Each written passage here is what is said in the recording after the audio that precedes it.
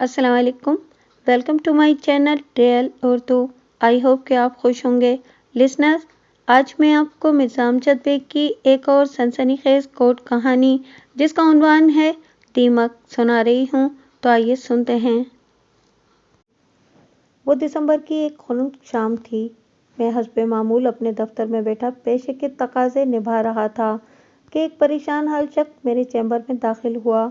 मैंने पेशावराना मुस्कुराहट के साथ उसका इस्तकबाल किया और बैठने का इशारा कर दिया। वो मेरा शुक्रिया अदा करते हुए एक कुर्सी खींचकर बैठ गया। रस्मी अलग सलग के बाद मैंने सवालिया नज़र से उसकी तरफ देखा और पूछा, जी मैं आपकी क्या खिदमत कर सकता हूँ? वकील साहब, वो गहरी संजीदगी से बोला, मेरा नाम सुल्तान है और मैं एक बहुत ही खतरनाक केस के सिलसिले में आपके पास आया हूँ। सुल्तान नामी इस शख्स की उम्र 40 के करीब थी। उसने शलवार कमीज सेबतन कर रखी थी। वो एक पस्ता कामत और बारिश शख्स था, रंगत गंदुमी और बदन माइल ब फरबी। कैसा खतरनाक केस सुल्तान साहब? मैंने चौंक कर उसकी तरफ देखा। आप तो ठीक ठाक ही नजर आ रहे हैं। अगरचे उसके चेहरे और आंखों से परेशानी जाहिर हो रही थी, ताहम खतरनाकी वाली कोई बात उसके साथ दिखाई नहीं दे रही थी। वो मेरे सवाल के जवाब में जल्दी से बोला, जनाब ये केस मेरा नहीं है। फिर किसका है? मैंने पूछा। मेरे एक दोस्त का है, उसने बताया। उसका नाम खालिद हुसैन है। ओह, मैंने रफ पैड और कलम संभालते हुए कहा, आपके दोस्त खालिद हुसैन को क्या हो गया है? खालिद को पुलिस ने गिरफ्तार कर लिया है। ये कब की बात है? पिछली रात के वक्त ये वाकया पेश आया है, उसने जवाब दिया। मैंने पूछा, खालिद को पुलिस ने किस जुर्म में गिरफ्तार किया है? उसके चेहरे पर एक रंग सा आकर गुजर गया। उसने कहा, वकील साहब, मैंने कहा था ना कि ये खतरनाक केस है।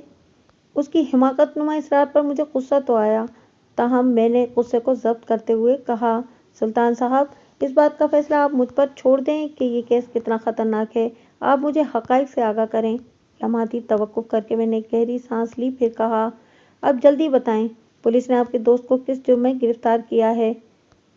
इज्जत लूटने के इल्जाम में, वो बेसाख्ता बोला। इसकी बेसाख्तगी ने मुझे चौंकने पर मजबूर कर दिया। मैंने बराह रास्त उसकी आंखों में झांकते हुए सवाल किया, इज्जत लूटने के इल्जाम में? तुम्हारे दोस्त ने किसके साथ किया है ये सब कुछ? मैं गैर इरादी तौर पर आपसे तुम पर आ गया था, मगर मेरे अंदाज की इस तब्दीली का सुल्तान ने कोई असर नहीं लिया। वो मेरे सवाल के जवाब में वजाहत करते हुए बोला, वकील साहब, खालिद ने ऐसी कोई हरकत नहीं की। इस पर यह इल्ज़ाम है कि उसने अपनी पड़ोसन शकीला के साथ मुजरिमाना हमला किया है। शकीला की शिकायत पर ही पुलिस ने खालिद को गिरफ्तार किया है। ओह, तो ये हुदूद ऑर्डिनेंस का केस है, मैंने मुतासिफाना अंदाज में कहा। तुमने ठीक ही कहा है सुल्तान, वाकई ये खासा खतरनाक केस है। जनाब, वो मिन्नत रेज अंदाज में बोला, मैं खालिद को काफ़ी अरसे से जानता हूँ। वो इस लाइन का आदमी नहीं। मुझे यकीन है कि इसे किसी गहरी साजिश के तहत इसे इस केस में डाला गया है। गहरी साजिश? मैंने रफ पेट पर कलम घसीटते हुए कहा, कौन कर सकता है ऐसी साजिश? शकीला, बेसाख्ता उसके मुंह से निकला। वो किरदार की अच्छी औरत नहीं है। उसने अपने किसी खास मकसद की खातिर खालिद को इस मुसीबत में फंसाया है। क्या तुम भी शकीला नामी इस औरत से मिल चुके हो? जी वकील साहब, एक आध बार उसे देखने का मौका मिला है। वो इस बात में गर्दन हिलाते हुए बोला, वो शक्ल ही से बाजारी औरत नजर आती है। तो क्या तुम खालिद के कहीं करीबी रहते हो? मैंने पूछा। नहीं जनाब, मेरी रिहाइश तो सुल्तानाबाद में है। वो अपनी गर्दन को नफी में चुंबिश देते हुए बोला, खालिद लियाकत अशरफ कॉलोनी में रहता है। हम दोनों काला पुल पर वाक़े एक मोटर गैराज में काम करते हैं। लियाकत अशरफ कॉलोनी नंबर 1 या 2 में? मैंने तस्दीक तलब नज़र से उसकी तरफ देखा। इस नाम की 2 कॉलोनीज थी, LAC1, Liaquat Ashraf colony number 1। वकील साहब, सुल्तान ने मेरे सवाल के जवाब में बताया, इस कॉलोनी के बाद महमूदाबाद शुरू हो जाता है। ठीक है, मैंने सर को इस्बाती जुम्बिश दी। अब मुझे बताओ कि गुज़िश्ता रात तुम्हारे दोस्त के साथ क्या वाक़या पेश आया था? जनाब, वाक़ये की तफसील के बारे में तो मुझे ज़्यादा पता नहीं। वो सादा से लहजे में बोला, अगर आप थाने जाकर खालिद से एक मुलाकात कर लें तो सारी कहानी आपके इल्म में आ जाएगी। खालिद हुसैन को सुल्तान के बयान के मुताबिक गुज़िश्ता रात गिरफ्तार किया गया था। जिसका वाज़ेह मतलब यही था कि पुलिस ने आज सुबह उसे अदालत में पेश करके उसका रिमांड हासिल कर लिया होगा और इस वक्त वो पुलिस कस्टडी में होगा। ठीक है, मैं आज रात किसी वक्त मुतालिका थाने जाकर खालिद से मिलूंगा, मैंने सुल्तान की बात के जवाब में कहा। और अगर मुझे उसकी बात में सदाकत नजर आई तो मैं ये केस अपने हाथ में ले लूंगा। लेकिन मेरे अधूरे जुमले पर सुल्तान ने फिक्रमंद नजर से मुझे देखा और बेसाख्ता उसकी जबान से निकला, लेकिन क्या वकील साहब? लेकिन ये कि मैंने उस पर वाज़ेह करते हुए कहा कि जैसा कि तुमने कहा और मैंने इसकी तस्दीक की कि ये केस वाकई बहुत ख़तरनाक है, लिहाजा इससे निपटने के लिए बहुत ज़ोरदार मुकाबले की ज़रूरत होगी। तुम्हें इतना तो पता ही होगा कि अदालती मामलात की गाड़ी नोटों के पेट्रोल से चलती है। जी वकील साहब, उसने असबात में सर हिलाया। मैं ये बात जानता हूँ। इस केस को हाथ में लेने से पहले मुझे मालूम होना चाहिए कि मेरी फीस और दीगर अदालती अखराजात कौन अदा करेगा, मैंने कहा। सिद्दीक साहब, उसने सरसराती हुई आवाज़ में जवाब दिया। सिद्दीक साहब? मैंने उलझन सदा नज़र से उसकी तरफ देखा और पूछा, ये कौन साहब हैं? सिद्दीक साहब इस गैरेज के मालिक हैं जहाँ मैं और खालिद काम करते हैं, सुल्तान ने जवाब दिया। वो बहुत मसरूफ़ इंसान हैं, इसलिए उन्होंने मुझे आपके पास भेजा है। बाद में वो किसी वक्त आपसे मिलने आएंगे। उन्होंने मुझे आपकी फ़ीस के पैसे भी दिए हैं, आप चाहें तो अभी मुझसे ले लें। अभी नहीं, कल, मैंने दो टोक अल्फाज में कहा। पहले मैं खालिद से एक भरपूर मुलाकात करके केस की नोयत का अच्छी तरह जायज़ा ले लूँ, इसके बाद कोई हतमी फैसला करूँगा। ठीक है जनाब, जैसे आपकी मर्ज़ी, मैंने कहा। मैं कल दोबारा आपके पास आ जाऊँगा।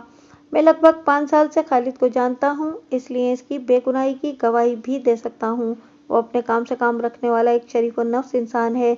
इस पर जितना मकरू इल्ज़ाम लगाया गया है, मैं तो इसका तसव्वुर भी नहीं कर सकता। अगर ज़रूरत महसूस हुई तो क्या तुम अदालत में खालिद की नेकनामी की गवाही दोगे? मैंने उसकी आंखों में देखते हुए कहा। जी ज़रूर, वो एतमाद भरे लहजे में बोला। आप जब कहेंगे मैं गवाही देने अदालत में हाजिर हो जाऊंगा। तुम एक सच्चे मुखलिस और इंसान दोस्त आदमी हो सुल्तान, मैंने सताइशी अंदाज में उसकी तरफ देखा। तुम कल दोपहर के बाद किसी भी वक्त मेरे पास आ जाओ, फिर आइंदा का लाहे अमल तरतीब देंगे। जो हुक्म आपका वकील साहब, उसने तायदी अंदाज में गर्दन हिला दी। मैंने आइंदा 2 मिनट में सुल्तान ऑफ सुल्तानाबाद को चंद अहम हिदायत दी, फिर रुखसत कर दिया। सुल्तान एक सादा मिजाज और सीधा सादा इंसान था। खालिद हुसैन के लिए उसके दिली जज्बात ने मुझे खासा मुतासिर किया था। वो अपने दोस्त के लिए नेकी और कुर्बानी का जज्बा रखता था। फी ज़माना इस नौयत के जज्बात दुनिया से नापेद होते जा रहे हैं।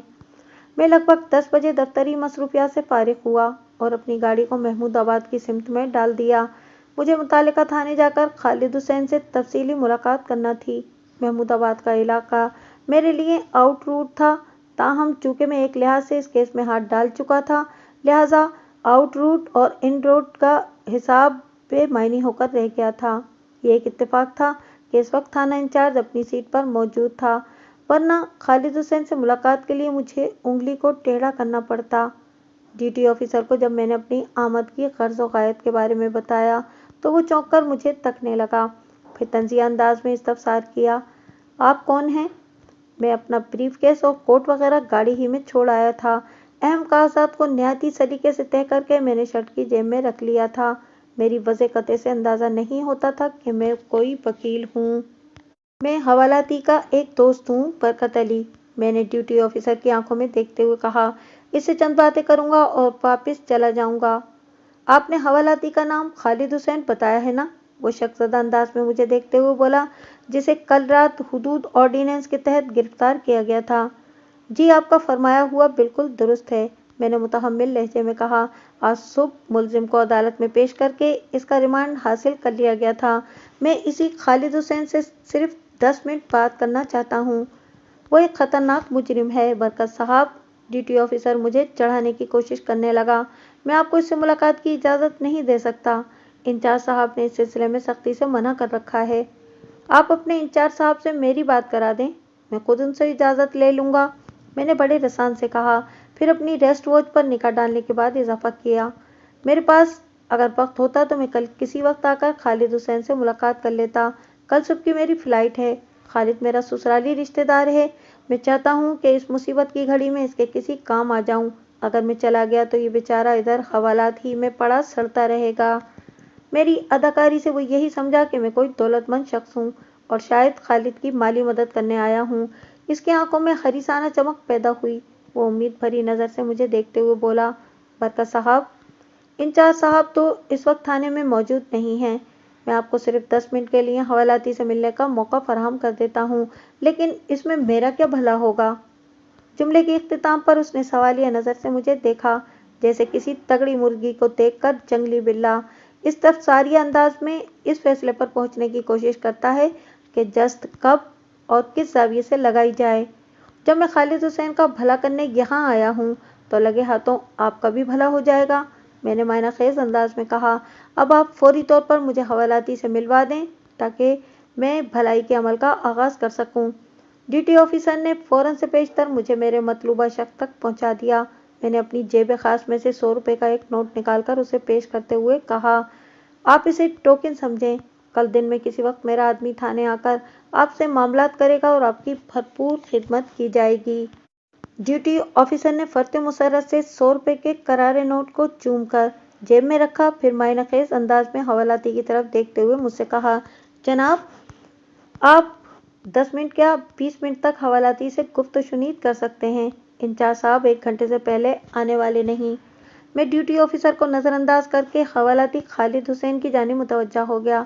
آپ کو یقیناً اس بات پر حیرت ہو رہی ہوگی کہ 100 روپے کے ایک نوٹ نے ڈیوٹی آفیسر کو اس قدر خوش کیسے کر دیا ہوگا۔ دراصل جس زمانے کا یہ واقعہ ہے، اس وقت 100 روپے والے نوٹ کی بڑی اہمیت ہوا کرتی تھی۔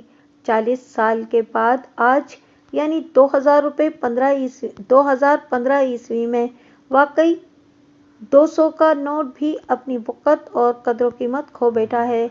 اس میں آپ بمشکل ایک وقت کا سادہ سا کھانا ہی کھا سکتے ہیں، وقت 40 سال پہلے 100 روپے میں ایک متوسط فیملی کا پورے دن کا خرچہ بآسانی چلایا جا سکتا تھا۔ پولیس والوں کی ایک مخصوص نفسیات ہوتی ہے، حرص اور لالچ ان کے اندر کوٹ کوٹ کر بھرا ہوتا ہے۔ میں نے اسی نکتے کو ذہن میں رکھتے ہوئے ڈیوٹی آفیسر کے سامنے خود کو امیر و کبیر اور انتہائی مصروف انسان ظاہر کیا تھا۔ کسی بھی حوالاتی کے ایسے صاحب ثروت رشتہ داروں سے پولیس والے بہت محبت کرتے ہیں، کیونکہ انہیں ان سے بہت کچھ ملنے کی توقع ہوتی ہے۔ میں نے اپنی ابتدائی گفتگو سے ڈیوٹی آفیسر پر یہ تاثر قائم کر دیا تھا کہ کل دن میں میرا ایک آدمی تھانے آ کر ان سے حوالاتی کے معاملات پر کوئی ڈیل وغیرہ کرے گا۔ ڈیوٹی آفیسر میرے اس جھانسے سے مطمئن ہو گیا تھا۔ خالد حسین کی عمر 45 کے آس پاس نظر آتی تھی۔ وہ درمیانے قد کا مالک ایک دبلا پتلا شخص تھا۔ صحت بس واجبی سی تھی۔ وہ خاصا پژمردہ اور تھکا ہوا دکھائی دیتا تھا۔ آنکھوں کے گرد سیاہ حلقے اور شیو بڑھا ہوا۔ مجھے یہ اندازہ قائم کرنے میں قطعاً کوئی دشواری محسوس نہ ہوئی کہ خالد ایک لاؤبالی اور بد سلیقہ شخص تھا، ورنہ حوالات کی ایک رات انسان کا یہ حشر نہیں بنا ڈالتی۔ میں نے حوالات کی آہنی سلاخوں کو تھام کر دوستانہ انداز میں اسے پکارا، خالد حسین، میں تمہارا وکیل ہوں۔ تمہارے سیٹ صدیق صاحب نے مجھے تمہاری وکالت کے لیے مقرر کیا ہے۔ اس نے ویران سی نظر سے مجھے دیکھا اور کھسک کر میرے قریب آ گیا۔ پھر اس کے حلق سے ایک نحیف اور بے یقینی کی حامل سی آواز نکلی، آپ مجھے اس مصیبت سے نکال لیں گے؟ اگر تم پورا واقعہ سچ سچ مجھے بتا دو تو میں تمہیں اس مصیبت سے نجات دلا سکتا ہوں، میں نے اس کی آنکھوں میں دیکھتے ہوئے کہا۔ سب سے زیادہ اہمیت تمہاری سچائی کی ہے اور وہی تمہاری بے گناہی کو ثابت کر سکتی ہے۔ وکیل صاحب، میں نے ابھی تک کسی سے ایک جھوٹ بھی نہیں بولا ہے، وہ فریادی انداز میں بولا، لیکن پولیس والوں کو میری بات کا یقین ہی نہیں آتا۔ میرے مقابلے میں وہ اس بری عورت کی بات کو اہمیت دے رہے ہیں۔ بری عورت یعنی شکیلہ؟ جی جی وہی، وہ نفرت بھرے انداز میں بولا۔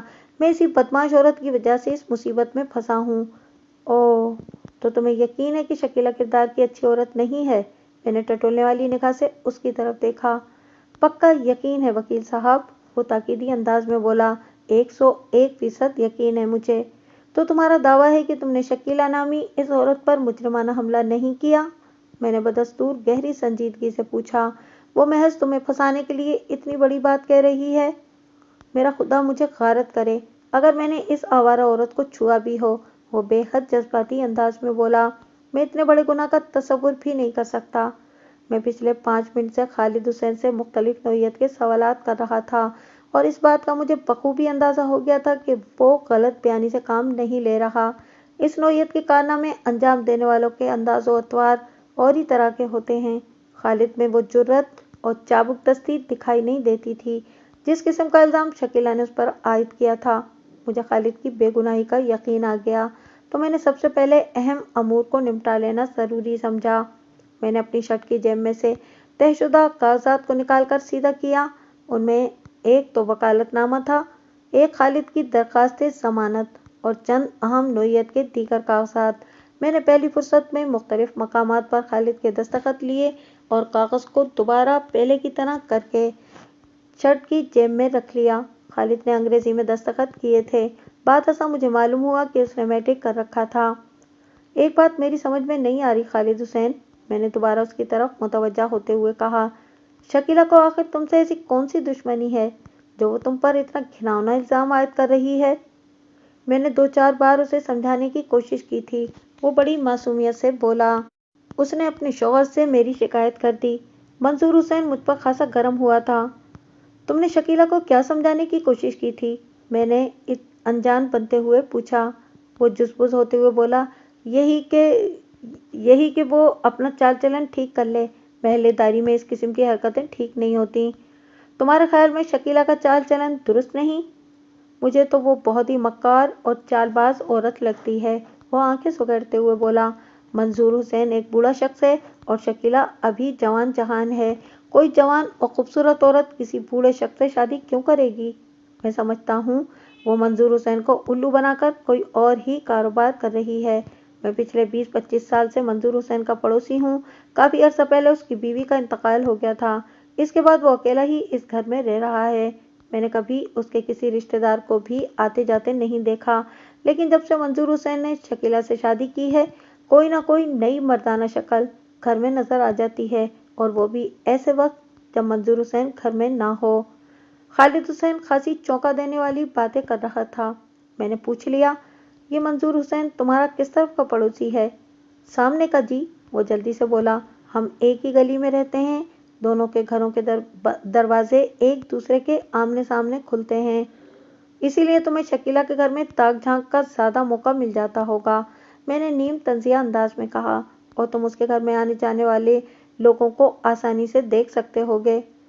एक हद तक तो आप ठीक ही कह रहे हैं, वो तायदी अंदाज में गर्दन हिलाते हुए बोला। लेकिन खुदा गवाह है कि मैंने कभी बुरी नीयत लगाकर मंजूर हुसैन के घर में झांकने की कोशिश नहीं की। किसी की टोह में लगे रहना भी एक गुनाह है। मंजूर हुसैन और शकीला के घर की सारी तफसील तो तुमने बयान कर दी, मैंने सवालात के सिलसिले को समेटते हुए कहा। अब जरा अपने बारे में भी तो बताओ। जी, मैं क्या बताऊं अपने बारे में? वो हवन्नकों की तरह मुंह खोलकर मुझे तकने लगा। यही कि तुम्हारे घर में कितने अफराद हैं? मैंने पूछा। मैं अकेला ही हूँ जी, वो उलझन सता नज़र से मुझे देखने लगा। अकेला? मतलब तुम्हारे सिवा घर में और कोई नहीं रहता? मैंने हैरत भरे अंदाज में पूछा। जी हाँ, उसने आंखें पटपटाकर जवाब दिया। तुम्हारे दीगर रिश्तेदार? कोई नहीं जी, वो एक ठंडी सांस खारिज करते हुए बोला।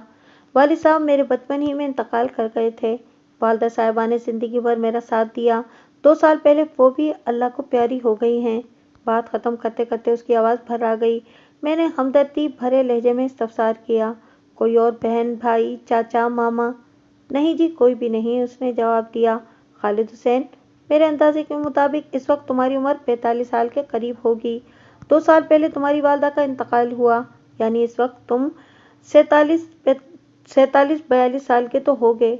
तुम्हारी वालिद का बचपन ही में इंतकाल हो गया था। वालदा ने तुम्हारी परवरिश की और पाल पोस कर तुम्हें इतना बड़ा कर दिया। इस दौरान में वालदा साहिबा को तुम्हारी शादी का ख्याल नहीं आया? माएँ तो इन मामलात में बहुत हसास और जल्दबाज होती हैं। मेरे जहन में जितने भी सवालात नमूदार हुए वो मैंने एक साथ ही कर डाले। मेरे खामोश होने पर खालिद हुसैन बुरा सा मुंह बनाते हुए बोला, मैंने शादी की थी जनाब, लेकिन ये खुशी मुझे रास नहीं आई। क्या मतलब? मैंने चौंक कर उसकी तरफ देखा। समीना से मेरी शादी लगभग 5 साल रही थी वकील साहब। उसके चेहरे पर तल्खी के तासुरात उभर आए। ان 5 سالوں میں میں نے اور میری ماں نے سکھ کا ایک لمحہ بھی نہیں دیکھا۔ بالآخر تنگ آ کر میں نے سمینا کو طلاق دے دی۔ لمحاتی توقف کر کے اس نے ایک افسردہ سانس خارج کی اور پھر اضافہ کرتے ہوئے بولا، یہ ایک طویل اور دکھ بھری داستان ہے وکیل صاحب۔ سمینا کو میری زندگی سے نکلے ہوئے اب 3 سال ہو گئے ہیں۔ سمینا کے ساتھ تمہاری شادی 5 سال رہی تھی۔ میں نے ایک نہایت ہی اہم سوال کیا، اس دوران میں کوئی اولاد وغیرہ نہیں ہوئی؟ میرا مطلب ہے کہ 5 سال کا اچھا خاصا عرصہ ہوتا ہے۔ خالد حسین نے بڑی رکھائی سے جواب دیا، نہیں جی، کوئی اولاد نہیں ہوئی۔ میں نے مزید 5 منٹ تک اس سے مختلف سوالات کیے، پھر تسلی تشفی کے علاوہ چند اہم ہدایات دے کر حوالہ سے نکل آیا۔ واپسی کے سفر میں ڈیوٹی آفیسر سے ملاقات لازمی تھی، لیکن مجھے تو یوں محسوس ہوا کہ وہ میری ہی راہ دیکھ رہا تھا۔ ہماری نگاہیں چار ہوئیں تو وہ معنی خیز انداز میں مسکراتے ہوئے بولا، حوالاتی سے ملاقات ہو گئی جناب؟ بھرپور ملاقات ہوئی ہے، میں نے زمینی جواب دیا۔ کل آپ کا بندہ آ رہا ہے نا؟ اس نے پورے اشتیاق نظر سے مجھے دیکھا۔ ضرور، اس کے سوا کوئی چارہ بھی تو نہیں، میں نے ٹھہرے ہوئے لہجے میں کہا۔ اگر اس معاملے کو ادھر ہی ہینڈل نہ کیا گیا تو خالد حسین بیچارہ بہت بری طرح مارا جائے گا۔ برکت صاحب، آپ بہت عقل مند اور موقع شناس انسان ہیں، وہ توصیفی نظر سے مجھے دیکھتے ہوئے بولا۔ آپ نے بتایا تھا کہ کل صبح آپ کی فلائٹ ہے، کیا میں جان سکتا ہوں آپ کہاں جا رہے ہیں؟ یہ جاننے میں کوئی حرج نہیں ہے، میں نے زیر لب مسکراتے ہوئے کہا۔ میں کل صبح پیرس کے لیے روانہ ہونے والا ہوں۔ وزٹ یا بزنس ٹرپ؟ اس نے خاصی شوخی سے پوچھا۔ وزٹ کا شوق تو عرصہ ہوا پورا ہو چکا، میں نے بے پرواہی سے جواب دیا۔ اب تو تمام تر نقل و حرکت بزنس ہی بزنس ہے۔ وہ میرے جواب سے بے حد متاثر دکھائی دیا، جلدی سے پوچھا، برکت صاحب آپ کس چیز کا بزنس کرتے ہیں؟ میں لیدر جیکٹس کا ایکسپورٹر ہوں، میں نے گہری سنجیدگی سے جواب دیا۔ میرا مال پورے یورپ میں جاتا ہے، ہر 3 ماہ کے بعد میں خود بھی ایک چکر لگاتا ہوں۔ کاروبار کی نگرانی بہت ضروری ہے، پارٹیوں سے بھی ملنا ہوتا ہے، فون پر تو رابطہ ہوتا ہی ہے، لیکن بالمشافہ ملاقات کی اپنی ہی ایک اہمیت ہے۔ اللہ آپ کو خیریت سے لے جائے، وہ خلوص نیت کے ساتھ بولا۔ مجھے امید ہے خالد حسین کے ساتھ یہاں پر کوئی زیادتی نہیں ہوگی۔ میں نے استفساریہ نظر سے ڈیوٹی آفیسر کی طرف دیکھا۔ اب بالکل بے فکر ہو جائیں برکت صاحب، وہ ٹھوس لہجے میں بولا، یہی سمجھیں کہ حوالاتی ادھر اپنے ہی گھر میں ہے۔ میں نے ڈیوٹی آفیسر کی بات سنی اور اس سے مصافحہ کرنے کے بعد بے فکر ہو کر تھانے سے نکل آیا۔ آگے بڑھنے سے پہلے میں آپ کو اس کیس کی کرداروں اور پس منظر سے اچھی طرح آگاہ کرنا ضروری سمجھتا ہوں، تاکہ عدالتی کارروائی کے دوران میں آپ کا ذہن کسی الجھن کا شکار نہ ہو۔ ان میں سے بہت سی باتیں مجھے ملزم خالد حسین، اس کے مخلص دوست سلطان اور ان دونوں کے سیٹ صدیق صاحب کی زبانی معلوم ہوئی تھیں، اور باقی میری ذاتی ریسرچ ہے۔ ان تمام تر حالات و واقعات میں سے میں نے چند اہم نکات فی الحال آپ سے چھپا لیے ہیں، ان کو عدالتی کارروائی کے دوران میں مناسب موقع پر پیش کیا جائے گا۔ ایک بات کا تذکرہ کرنا میں بھول گیا کہ اگلے روز سلطان نے میرے آفس آ کر فیس وغیرہ ادا کر دی تھی۔ وہ اس بات پر بہت خوش تھا کہ میں نے خالد حسین کا کیس لینے کا فیصلہ کر لیا ہے۔ اس نے مجھے بتایا کہ ایک آدھ روز میں صدیق صاحب بھی مجھ سے ملنے آئیں گے۔ میں نے سلطان کے ذمے بھی متعدد کام لگا دیے۔ مجھے اس کیس کے چند کرداروں کے حوالے سے معلومات درکار تھیں۔ سلطان خالد کا بے لوث دوست تھا اور وہ یہ کام بڑے جوش اور جذبے سے کر سکتا تھا۔ خالد حسین ایک بدقسمت اور حالات کا مارا ہوا انسان تھا۔ اوائل عمری ہی میں سر سے باپ کا سایہ اٹھ گیا تھا۔ گھر اپنا تھا، لہٰذا ماں بیٹے کو زیادہ مشکلات کا سامنا نہیں کرنا پڑا۔ ماں نے محنت مزدوری کی اور خالد کو نہ صرف پال پوس کر بڑا کیا بلکہ میٹرک تک تعلیم بھی دلا دی۔ خالد پڑھنے میں زیادہ اچھا طالب علم نہیں تھا، لہٰذا اس نے تعلیم کو خیر بات کہا اور کام دھندے سے لگ گیا۔ مختلف نوعیت کے مزدورانہ کام کرنے کے بعد مکینکی کی طرف نکل آیا اور سخت محنت کے نتیجے میں وہ ایک اچھا موٹر مکینک بن گیا۔ اس دوران میں اس نے مختلف گیراج بھی تبدیل کیے اور بالآخر صدیق صاحب کے گیراج میں وہ سیٹ ہو گیا۔ بیٹے نے باقاعدہ کمانا شروع کیا تو ماں کو اس کی شادی کی فکر ہوئی۔ مختار بیگم کی ایک رشتے کی بہن عائشہ حیدرآباد میں رہتی تھی۔ عائشہ کی ایک ہی بیٹی تھی جس کا نام سمینا تھا۔ ایک رات مختار بیگم نے خالد حسین سے کہا، بیٹا میں نے تمہارے لیے لڑکی دیکھ لی ہے۔ لڑکی دیکھ لی ہے؟ خالد نے الجھن زدہ نظر سے ماں کی طرف دیکھا۔ میں کچھ سمجھا نہیں امی۔ اب تم اتنے بھی ناسمجھ نہیں ہو بیٹا، مختار بیگم نے کہا، میں تمہاری شادی کرنے والی ہوں اپنی بہن کی بیٹی سے، وہ جو حیدرآباد میں رہتی ہے۔ اچھا، آپ عائشہ خالہ کی بیٹی کی بات کر رہی ہیں؟ خالد نے دلچسپی لیتے ہوئے کہا۔ سمینا کی؟ ہاں، میرے ذہن میں وہی لڑکی ہے۔ مختار بیگم نے اس بات میں گردن ہلائی۔ سمینا تمہارے لیے بہت اچھی رہے گی، خوبصورت اور پڑھی لکھی لڑکی ہے اور سلیقہ شعار بھی۔ لمحاتی توقف کر کے اس نے گہری سانس لی، پھر غمناک انداز میں اضافہ کرتے ہوئے بولی، بیٹا میرا تو اب چل چلاؤ ہے، پتہ نہیں کب اوپر سے بلاوا آ جائے۔ میں جیتی آنکھوں تمہارا چہرہ دیکھنا چاہتی ہوں، اور اگر زندگی نے وفا کی تو میں اپنے پوتے پوتیوں کو بھی اپنی گود میں کھلانا چاہتی ہوں۔ خالد حسین نے سمینا کو اچھی طرح دیکھ رکھا تھا۔ وہ بھرے بھرے بدن کی مالک، ایک جاذب نظر اور پرکشش لڑکی تھی۔ سچی بات تو یہ ہے کہ خالد کی بھی دلی خواہش تھی کہ سمینا بیوی بن کر اس کی زندگی میں آ جائے، لیکن اس نے کبھی اپنی اس خواہش کا اظہار نہیں کیا تھا۔ اس ہچکچاہٹ یا اعتراض کا ایک نفسیاتی پہلو تھا، اور وہ یہ کہ خالد احساس کمتری کا شکار تھا۔ وہ خود کو سمینا کے قابل نہیں سمجھتا تھا۔ اس نے رو دھو کر میٹرک کیا تھا جبکہ سمینا گریجویٹ تھی، پھر وہ سمینا کے مقابلے میں کم روح اور ایویں سا تھا۔ اس کے ساتھ ہی اس کا پیشہ بھی اسے ٹارچر کرتا تھا۔ وہ ایک معمولی موٹر مکینک تھا، جبکہ سمینا کو بڑی آسانی سے ڈاکٹر، انجینئر اور بزنس مین کا رشتہ مل سکتا تھا۔ اس نے ڈھکے چھپے الفاظ میں اپنے خدشات کا اظہار کرتے ہوئے کہا، امی، سمینا تو بڑی نخرے والی ہے، کیا وہ مجھ موٹر مکینک سے شادی کے لیے راضی ہو جائے گی؟ یہ سوچنا تمہارا کام نہیں، مختار بیگم نے بڑے اعتماد سے کہا۔ جب میں اس معاملے میں ہاتھ ڈال رہی ہوں تو باقی کی باتیں تم مجھ پر چھوڑ دو، مجھے صرف تمہاری رضامندی چاہیے، باقی سب کچھ میں خود ہی ٹھیک کر لوں گی۔ خالد کے دل میں گویا لڈو پھوٹ رہے تھے۔ اس نے مختار بیگم سے کہا، امی، میں نے آپ کی انگلی پکڑ کر چلنا سیکھا ہے۔ آج میں جس بھی مقام پر کھڑا ہوں یہ سب آپ ہی کا کارنامہ ہے۔ آج تک میں نے آپ کی ہر بات مانی ہے، اس معاملے میں بھی آپ جو فیصلہ کریں گی مجھے منظور ہے۔ شاباش میرے بچے، مختار بیگم نے فرط جذبات سے کہا، مجھے تم سے یہی امید تھی۔ اس کے بعد مختار بیگم نے بڑی سرگرمی دکھائی اور 1 سال کے اندر ہی سمینا اور خالد کی شادی ہو گئی۔ خالد کی خوشی کا کوئی ٹھکانہ نہیں تھا، اس کی مسرتوں کو ناپنے کا کوئی پیمانہ نہیں تھا۔ یوں محسوس ہوتا تھا جیسے اسے دنیا جہان کے خزانے مل گئے ہوں۔ شادی کے بعد بمشکل 1 ماہ خیریت سے گزرا ہوگا، پھر بدمزگی کا آغاز ہو گیا۔ بیوی اور شوہر میں انبن رہنے لگی۔ سمینا نے گھر کے کاموں کو بھی ہاتھ لگانا چھوڑ دیا۔ ادھر خالد اپنے کام پر روانہ ہوتا، ادھر وہ لمبی تان کر سو جاتی۔ خالد کی ماں مختار بیگم کی سمجھ میں نہیں آ رہا تھا کہ آخر سمینا کو ہوا کیا ہے۔ 2-3 ماہ تک تو وہ برداشت کرتی رہیں، پھر ایک روز تنہائی دیکھ کر انہوں نے خالد سے بات کی، بیٹا سمینا کو کیا ہوا ہے؟ کیا ہوا ہے امی؟ الٹا خالد نے سوال کر ڈالا۔ تمہیں کچھ نظر نہیں آ رہا بیٹا؟ آپ کچھ بتائیں گی تو پتہ چلے گا نا امی، خالد نے جزبز ہوتے ہوئے کہا۔ مجھے تو کچھ بھی غلط نظر نہیں آ رہا، مختار بیگم نے ٹٹولنے والے انداز میں پوچھا۔ یہ تمہارے ساتھ تو ٹھیک ہے نا؟ جی بالکل ٹھیک ہے، وہ نگاہ چراتے ہوئے بولا، پھر کریدنے والے انداز میں دریافت کیا، کیا سمینا نے آپ کے ساتھ کوئی بدتمیزی کی ہے؟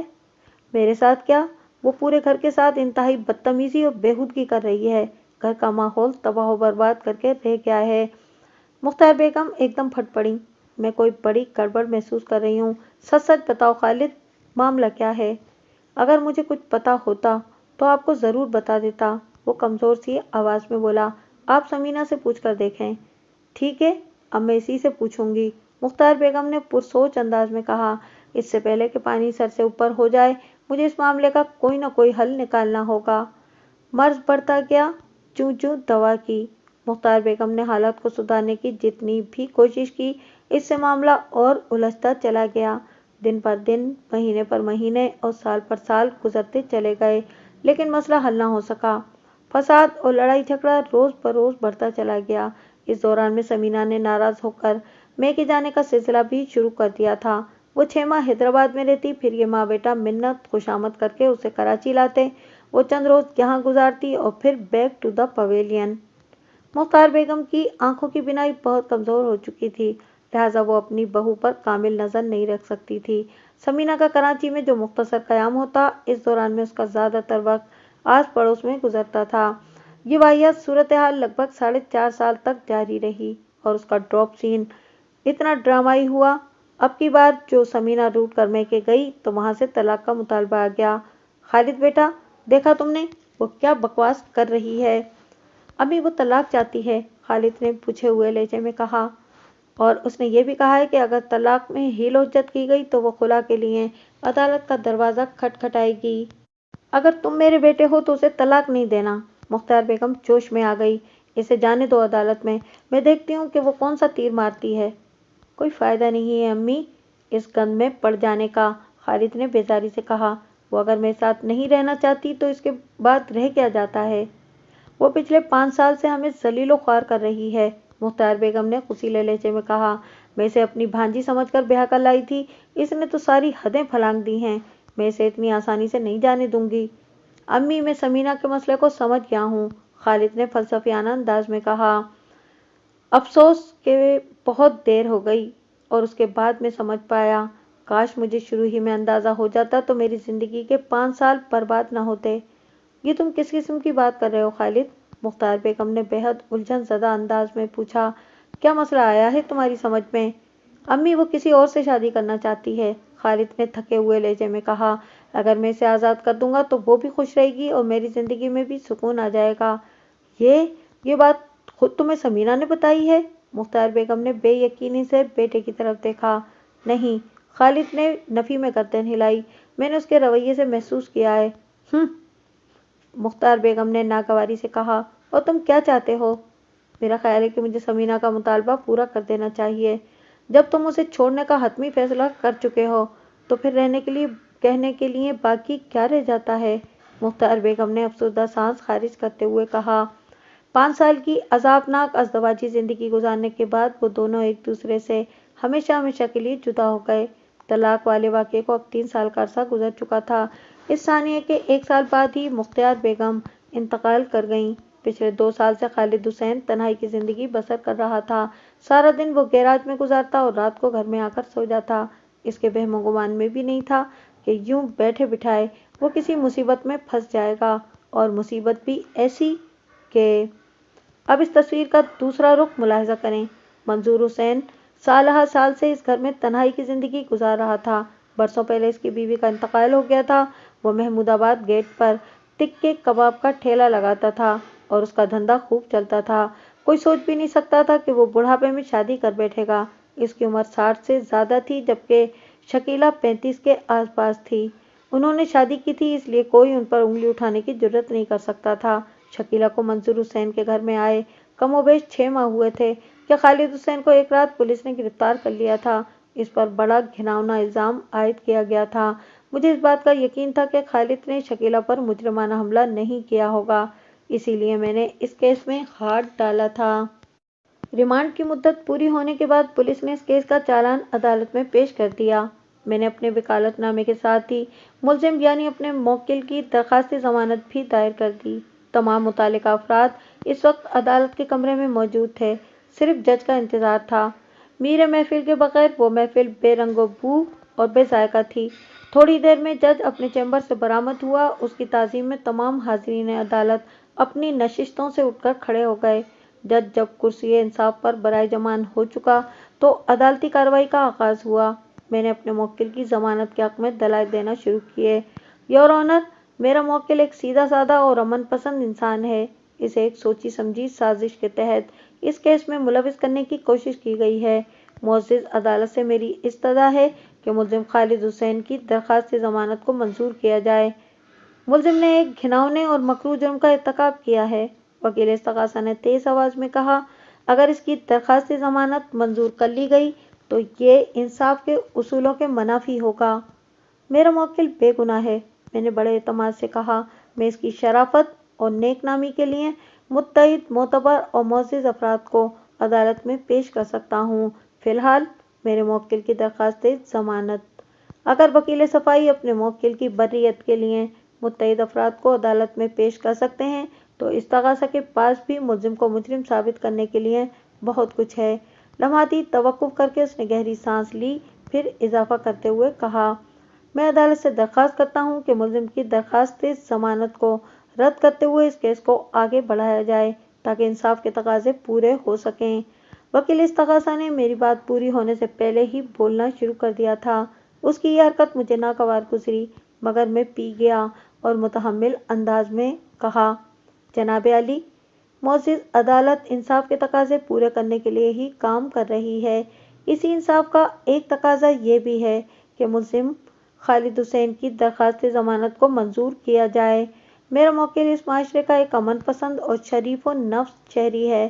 اس کیس نے اس کی نیک نامی کو پہلے ہی بہت دھچکا پہنچایا ہے۔ نیک نامی؟ شریف النفسی؟ وکیل استغاثہ نے طنزیہ انداز میں کہا، پھر انگلی سے ایکیوز باکس میں کھڑے خالد حسین کی جانب اشارہ کرتے ہوئے حقارت آمیز لہجے میں اضافہ کیا، نیک نام اور شریف النفس لوگ اس قسم کے کارنامے انجام نہیں دیا کرتے۔ وکیل استغاثہ نے پچھلے 10-15 منٹ میں مجھ پر بہت سا قرض چڑھا دیا تھا۔ اس قرض کی فوری ادائیگی بہت ضروری ہو گئی تھی، لہٰذا اس کی بات ختم ہوتے ہی میں نے تیز آواز میں استفسار کیا، میرے فاضل دوست، آپ ملزم کے کون سے کارنامے کی بات کر رہے ہیں؟ میری لا علمی کے انداز پر وکیل استغاثہ سٹ پٹا کر رہ گیا۔ نیم جارحانہ لہجے میں بولا، کیا آپ کو اپنے موکل کے کرتوتوں کی خبر نہیں ہے؟ 1 منٹ کے لیے فرض کر لیں کہ خبر نہیں ہے، میں نے گہری سنجیدگی سے کہا، اگر آپ بتا دیں گے تو میرے علم میں اضافہ ہو جائے گا۔ کمال ہے، وہ عورتوں کی طرح ہاتھ نچاتے ہوئے بولا، آپ جس کیس میں اپنے موکل کی پیروی کرنے آئے ہیں، اس کی حقیقت ہی سے آپ واقف نہیں۔ میں کسی بھی قیمت پر یہ ماننے کو تیار نہیں ہوں۔ میرے محترم دوست، میں نے بدستور سنجیدہ لہجے میں کہا، اگر آپ بتا دیں گے تو کون سی قیامت ٹوٹ پڑے گی؟ میں نے آپ سے کوئی بہت بڑی فرمائش تو نہیں کر دی؟ جج اس دوران میں بڑی دلچسپی اور خاموشی سے ہماری نوک جھونک کا مشاہدہ کر رہا تھا۔ میری بات کے جواب میں وکیل استغاثہ نے جوش بھرے انداز میں کہا، اس کا روئے سخن میری جانب تھا، آپ کا موکل حدود آرڈیننس کے تحت گرفتار ہو کر اس عدالت تک پہنچا ہے، جو کہ ایک انتہائی سنگین اور قابل مذمت جرم ہے۔ کیا مجھے یہ بھی بتانا ہوگا کہ حدود آرڈیننس کیا ہوتا ہے؟ آخری جملہ اس نے بڑی تلخی سے ادا کیا تھا۔ میں نے جلدی سے کہا، نہیں، اس کی ضرورت نہیں، میں اچھی طرح جانتا ہوں کہ حدود آرڈیننس کی اہمیت کیا ہے، لیکن میرے فاضل دوست، میرے موکل نے تو ایسا کوئی جرم نہیں کیا، وہ تو ایک معصوم اور بے ضرر انسان ہے۔ یہ کتنا معصوم اور بے ضرر ہے، یہ تو آپ جا کر اس عورت سے پوچھیں جو اس کے ظلم کا شکار ہوئی ہے۔ وکیل استغاثہ نے لفظ چبا چبا کر کہا، اس وحشی نے شکیلہ کے ساتھ جس درندگی کا مظاہرہ کیا ہے، اس کی تفصیل تو مظلومہ خود ہی بتائے گی۔ اسی کی شکایت پر ملزم کو حدود آرڈیننس کے تحت گرفتار کر کے عدالت میں لایا گیا ہے۔ مظلومہ کے ساتھ کیا واقعہ پیش آیا اور اس نے کن وجوہات کی بنا پر ایسی رپورٹ درج کرائی، اس معاملے کو بھی دیکھ لیں گے۔ فی الحال تو میں آپ کی رائے جاننا چاہتا ہوں، میں نے وکیل استغاثہ کی آنکھوں میں دیکھتے ہوئے کہا۔ آپ کا موکل حدود آرڈیننس کے تحت گرفتار ہو کر اس عدالت تک پہنچا ہے، جو کہ ایک انتہائی سنگین اور قابل مذمت جرم ہے۔ کیا مجھے یہ بھی بتانا ہوگا کہ حدود آرڈیننس کیا ہوتا ہے؟ آخری جملہ اس نے بڑی تلخی سے ادا کیا تھا۔ میں نے جلدی سے کہا، نہیں، اس کی ضرورت نہیں، میں اچھی طرح جانتا ہوں کہ حدود آرڈیننس کی اہمیت کیا ہے، لیکن میرے فاضل دوست، میرے موکل نے تو ایسا کوئی جرم نہیں کیا، یہ تو ایک معصوم اور بے ضرر انسان ہے۔ یہ کتنا معصوم اور بے ضرر ہے، یہ تو آپ جا کر اس عورت سے پوچھیں جو اس کے ظلم کا شکار ہوئی ہے۔ وکیل استغاثہ نے لفظ چبا چبا کر کہا، اس وحشی نے شکیلہ کے ساتھ جس درندگی کا مظاہرہ کیا ہے، اس کی تفصیل تو مظلومہ ہی بتائے گی۔ اسی کی شکایت پر ملزم کو حدود آرڈیننس کے تحت گرفتار کر کے عدالت میں لایا گیا ہے۔ مظلومہ کے ساتھ کیا واقعہ پیش آیا اور اس نے کن وجوہات کی بنا پر ایسی رپورٹ درج کرائی، اس معاملے کو بھی دیکھ لیں گے۔ فی الحال تو میں آپ کی رائے جاننا چاہتا ہوں، میں نے وکیل استغاثہ کی آنکھوں میں دیکھتے ہوئے کہا۔ وہ چونک کر بولا، میری رائے؟ کس سلسلے میں؟ اس سلسلے میں کہ آپ ملزم کے بارے میں کیا رائے رکھتے ہیں؟ میں نے ایک ایک لفظ پر زور دیتے ہوئے کہا، کیا آپ کو یقین ہے کہ میرے موکل نے اس جرم کا ارتکاب کیا ہے؟ جی ہاں، مجھے پورا یقین ہے، وہ بڑے اعتماد سے بولا۔ ویری گڈ، میں نے معنی خیز انداز میں کہا، پھر تو کام ہی بن گیا جناب۔ کام بن گیا؟ وہ الجھن زدہ لہجے میں بولا، کون سا کام بن گیا؟ میں نے وکیل استغاثہ کی الجھن اور حیرت کی ذرا پرواہ نہ کی اور روئے سخن جج کی جانب موڑتے ہوئے دبنگ لہجے میں کہا، جناب عالی، حدود آرڈیننس کے حوالے سے احکام خداوندی ہے کہ بدکار عورت اور بدکار مرد میں سے ہر ایک کو 100 درے یعنی کہ کوڑے مارو، اور تمہیں اللہ کے معاملے میں ان پر رحم نہیں آنا چاہیے۔ اگر تم اللہ پر اور قیامت کے دن پر یقین رکھتے ہو، ایمان رکھتے ہو، اور ان کی سزا کے وقت مسلمانوں کا ایک گروہ کو حاضر رہنا چاہیے۔ بدکار مرد سوائے بدکار عورت یا مشرکہ کے نکاح نہیں کرے گا، اور بدکار عورت سے بھی کوئی نکاح نہیں کرے گا سوائے بدکار مرد یا مشرک کے۔ اور جو لوگ پاک دامن عورتوں پر تہمت لگاتے ہیں اور پھر 4 گواہ نہیں لاتے تو انہیں 80 درے مارو اور کبھی ان کی گواہی قبول نہ کرو، اور وہی لوگ نافرمان ہیں۔ وکیل صاحب، جج نے ٹھہرے ہوئے لہجے میں کہا، آپ اس آرڈیننس کی تفصیل عدالت کو کیوں سنا رہے ہیں؟ جج کا سوال بجا تھا۔ میں نے متحمل انداز میں کہا، جناب عالی، میں دراصل اس آرڈیننس میں شہادت کی صحت پر روشنی ڈالنا چاہتا ہوں۔ استغاثہ کے مطابق میرے موکل نے شکیلہ نامی کسی عورت پر مجرمانہ حملہ کیا ہے۔ استغاثہ، یہ جرم ثابت کرنے کے لیے عدالت میں 3 ایسے عینی شاہد پیش کرنا پڑیں گے استغاثہ کو، جن کے لیے ضروری ہے کہ وہ مسلمان ہوں، متقی اور پرہیزگار ہوں، باکردار اور صادق العقول ہوں۔ آپ بھی عجیب بات کر رہے ہیں وکیل صاحب، جج نے چشمے کے اوپر سے مجھے گھورا۔ اس آرڈیننس میں تو 4 گواہ لانے کی تاکید کی گئی ہے اور آپ 3 کی بات کر رہے ہیں۔ حدود آرڈیننس میں واقعی 4 کی ہی بات کی گئی ہے۔ 3 کا ذکر میں نے اس لیے کیا ہے کہ چوتھا عینی شاہد اس وقت عدالت کے کمرے میں موجود ہے، میں نے ڈرامائی انداز میں کہا۔ کہاں ہے؟ وکیل استغاثہ نے چاروں طرف نگاہ دوڑاتے ہوئے تیز لہجے میں پوچھا۔ جج نے مجھ سے پوچھا، وکیل صاحب، آپ کا اشارہ کس طرف ہے؟ وکیل استغاثہ کی جانب جناب عالی، میں نے ٹھوس لہجے میں کہا۔ تھوڑی دیر پہلے معزز عدالت کے روبرو میرے فاضل دوست نے اس امر کا دعویٰ کیا ہے کہ انہیں پورا یقین ہے کہ میرے موکل نے شکیلہ نامی عورت پر مجرمانہ حملے کا ارتکاب کیا ہے۔ آبجیکشن یور آنر، وکیل استغاثہ چیخ سے مشابہ آواز میں بولا۔ وکیل صفائی لچھے دار باتوں کا سہارا لے کر عدالت کا قیمتی وقت برباد کر رہے ہیں، انہیں ایسی حرکتوں سے باز رہنے کی تلقین کی جائے۔ میں نے کیا کیا ہے؟ میں نے حیرت بھری نظر سے جج کی طرف دیکھا۔ وکیل صاحب، جج نے وکیل استغاثہ سے کہا، آپ اپنی بات کی وضاحت کریں۔ یور آنر، وکیل استغاثہ ماندانہ نظر سے مجھے دیکھنے کے بعد جج سے مخاطب ہوا، استغاثہ کو 3، 4 یا 10 بار گواہ پیش کرنے کی قطعاً کوئی ضرورت نہیں، فریادی عورت کی شکایت ہی کافی ہے۔ شکیلہ کا دعویٰ ہے کہ اس پر مجرمانہ حملہ کیا گیا ہے اور یہ حملہ ملزم خالد حسین نے کیا ہے۔ میرا موکل بے گناہ ہے، میں نے ٹھہرے ہوئے لہجے میں کہا، اور مظلومہ شکیلہ کا دعویٰ جھوٹ اور مکاری کے سوا کچھ نہیں۔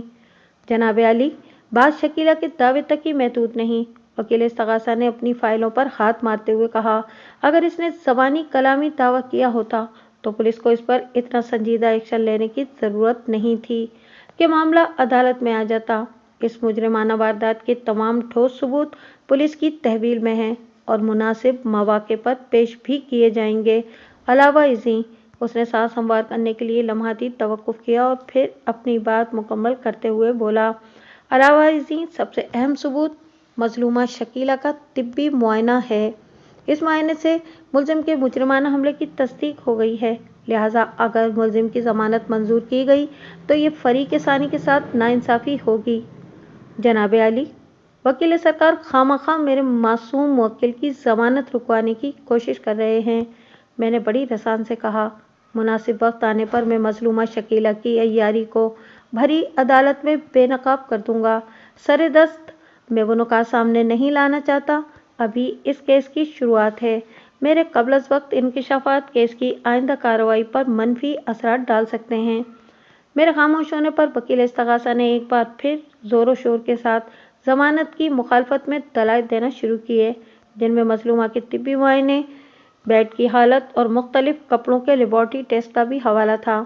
یہ تمام ایسے پوائنٹس تھے کہ جج نے خالد حسین کی درخواست سے ضمانت کو نامنظور کرتے ہوئے اسے جوڈیشل ریمانڈ پر جیل بھجوانے کے احکامات صادر کر دیے۔ آئندہ روز میرے موکل کا سیٹھ صدیق مجھ سے ملنے آفس آیا۔ یہ ہماری دوسری ملاقات تھی، اس سے پہلے بھی وہ میرے آفس کا ایک چکر لگا چکا تھا۔ وہ پچھلی پیشی پر عدالت میں بھی موجود تھا، تاہم عدالتی کارروائی کے اختتام پر میری سے ملاقات نہیں ہو سکی تھی۔ بیگ صاحب، وہ گمبھیر انداز میں بولا، میں ایک مکینیکل ذہن رکھنے والا انسان ہوں، مجھے قانونی داؤ پیچ سے زیادہ واقفیت نہیں ہے۔ آپ کی کیا رائے ہے اس کیس کے بارے میں؟ میں پوری طرح مطمئن ہوں صدیق صاحب، میں نے بڑے اعتماد سے کہا۔ مگر خالد تو جیل چلا گیا۔ اس نے سوالیہ نظر سے مجھے دیکھا۔ کیس کی نوعیت ایسی ہے صدیق صاحب، کیس کی ضمانت ممکن نہیں تھی، میں نے صاف گوئی کا مظاہرہ کرتے ہوئے کہا، لیکن آپ فکر نہ کریں، وہ جیسے جیل گیا ہے ویسے ہی رہا بھی ہو جائے گا۔ یہ سب عدالتی معاملات کا حصہ ہے۔ مجھے کبھی امید ہے کہ 3-4 پیشیوں میں اپنے موکل کو باعزت بری کرا لوں گا۔ صدیق نے بوجھل سانس خارج کی اور گہری نظر سے مجھے دیکھنے لگا۔ صدیق کی عمر 50 کے قریب رہی ہوگی۔ وہ گندمی رنگت کا ایک پستہ کامت شخص تھا۔ اس نے جینز اور ٹی شرٹ زیب پہن کر رکھی تھی۔ آنکھوں پر سیاہ چشمہ اور بال زلفوں کی شکل میں اس کے شانوں کو چھو رہے تھے۔ اس نے سر کے بالوں کو باقاعدہ تیل وغیرہ لگا کر سلیقے سے سنوار رکھا تھا۔ وہ زیادہ پڑھا لکھا نہیں لگتا تھا، لیکن اس کی باتوں سے تجربہ اور دانشمندی جھلکتی تھی۔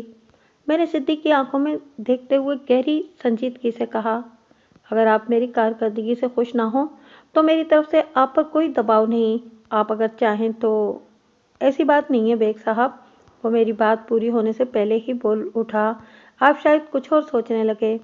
پھر آپ اتنے دل گرفتہ کیوں نظر آ رہے ہیں؟ میں نے کہا، آپ کی آنکھوں میں مجھے مایوسی کے سائے دکھائی دیتے ہیں۔ میں سمجھ رہا تھا کہ خالد کی ضمانت ہو جائے گی۔ وہ صاف گوئی کا مظاہرہ کرتے ہوئے بولا، شاید اسی بات کا کوئی تاثر ہو میری آنکھوں میں۔ صدیق صاحب، میں نے دوستانہ انداز میں اسے مخاطب کیا، حدود آرڈیننس کو آپ کوئی معمولی کیس نہ سمجھیں۔ پولیس نے مظلومہ کا طبی معائنہ بھی کرایا ہے۔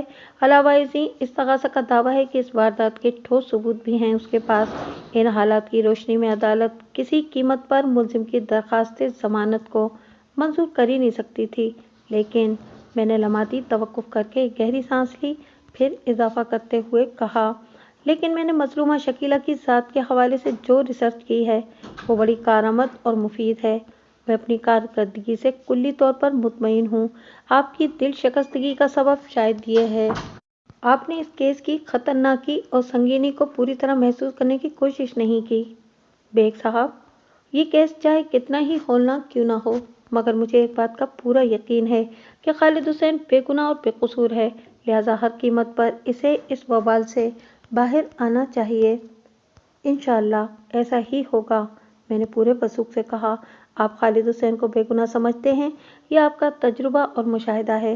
وہ کافی عرصے سے آپ کے پاس کام کر رہا ہے، اس کے اعمال و افعال اور کردار آپ کے سامنے ہے۔ وہ آپ کے لیے ایک کھلی کتاب کے مانند ہے، لیکن معذرت کے ساتھ کچھ عرض کرنا چاہوں گا۔ جی حکم، وہ گہری سنجیدگی سے بولا۔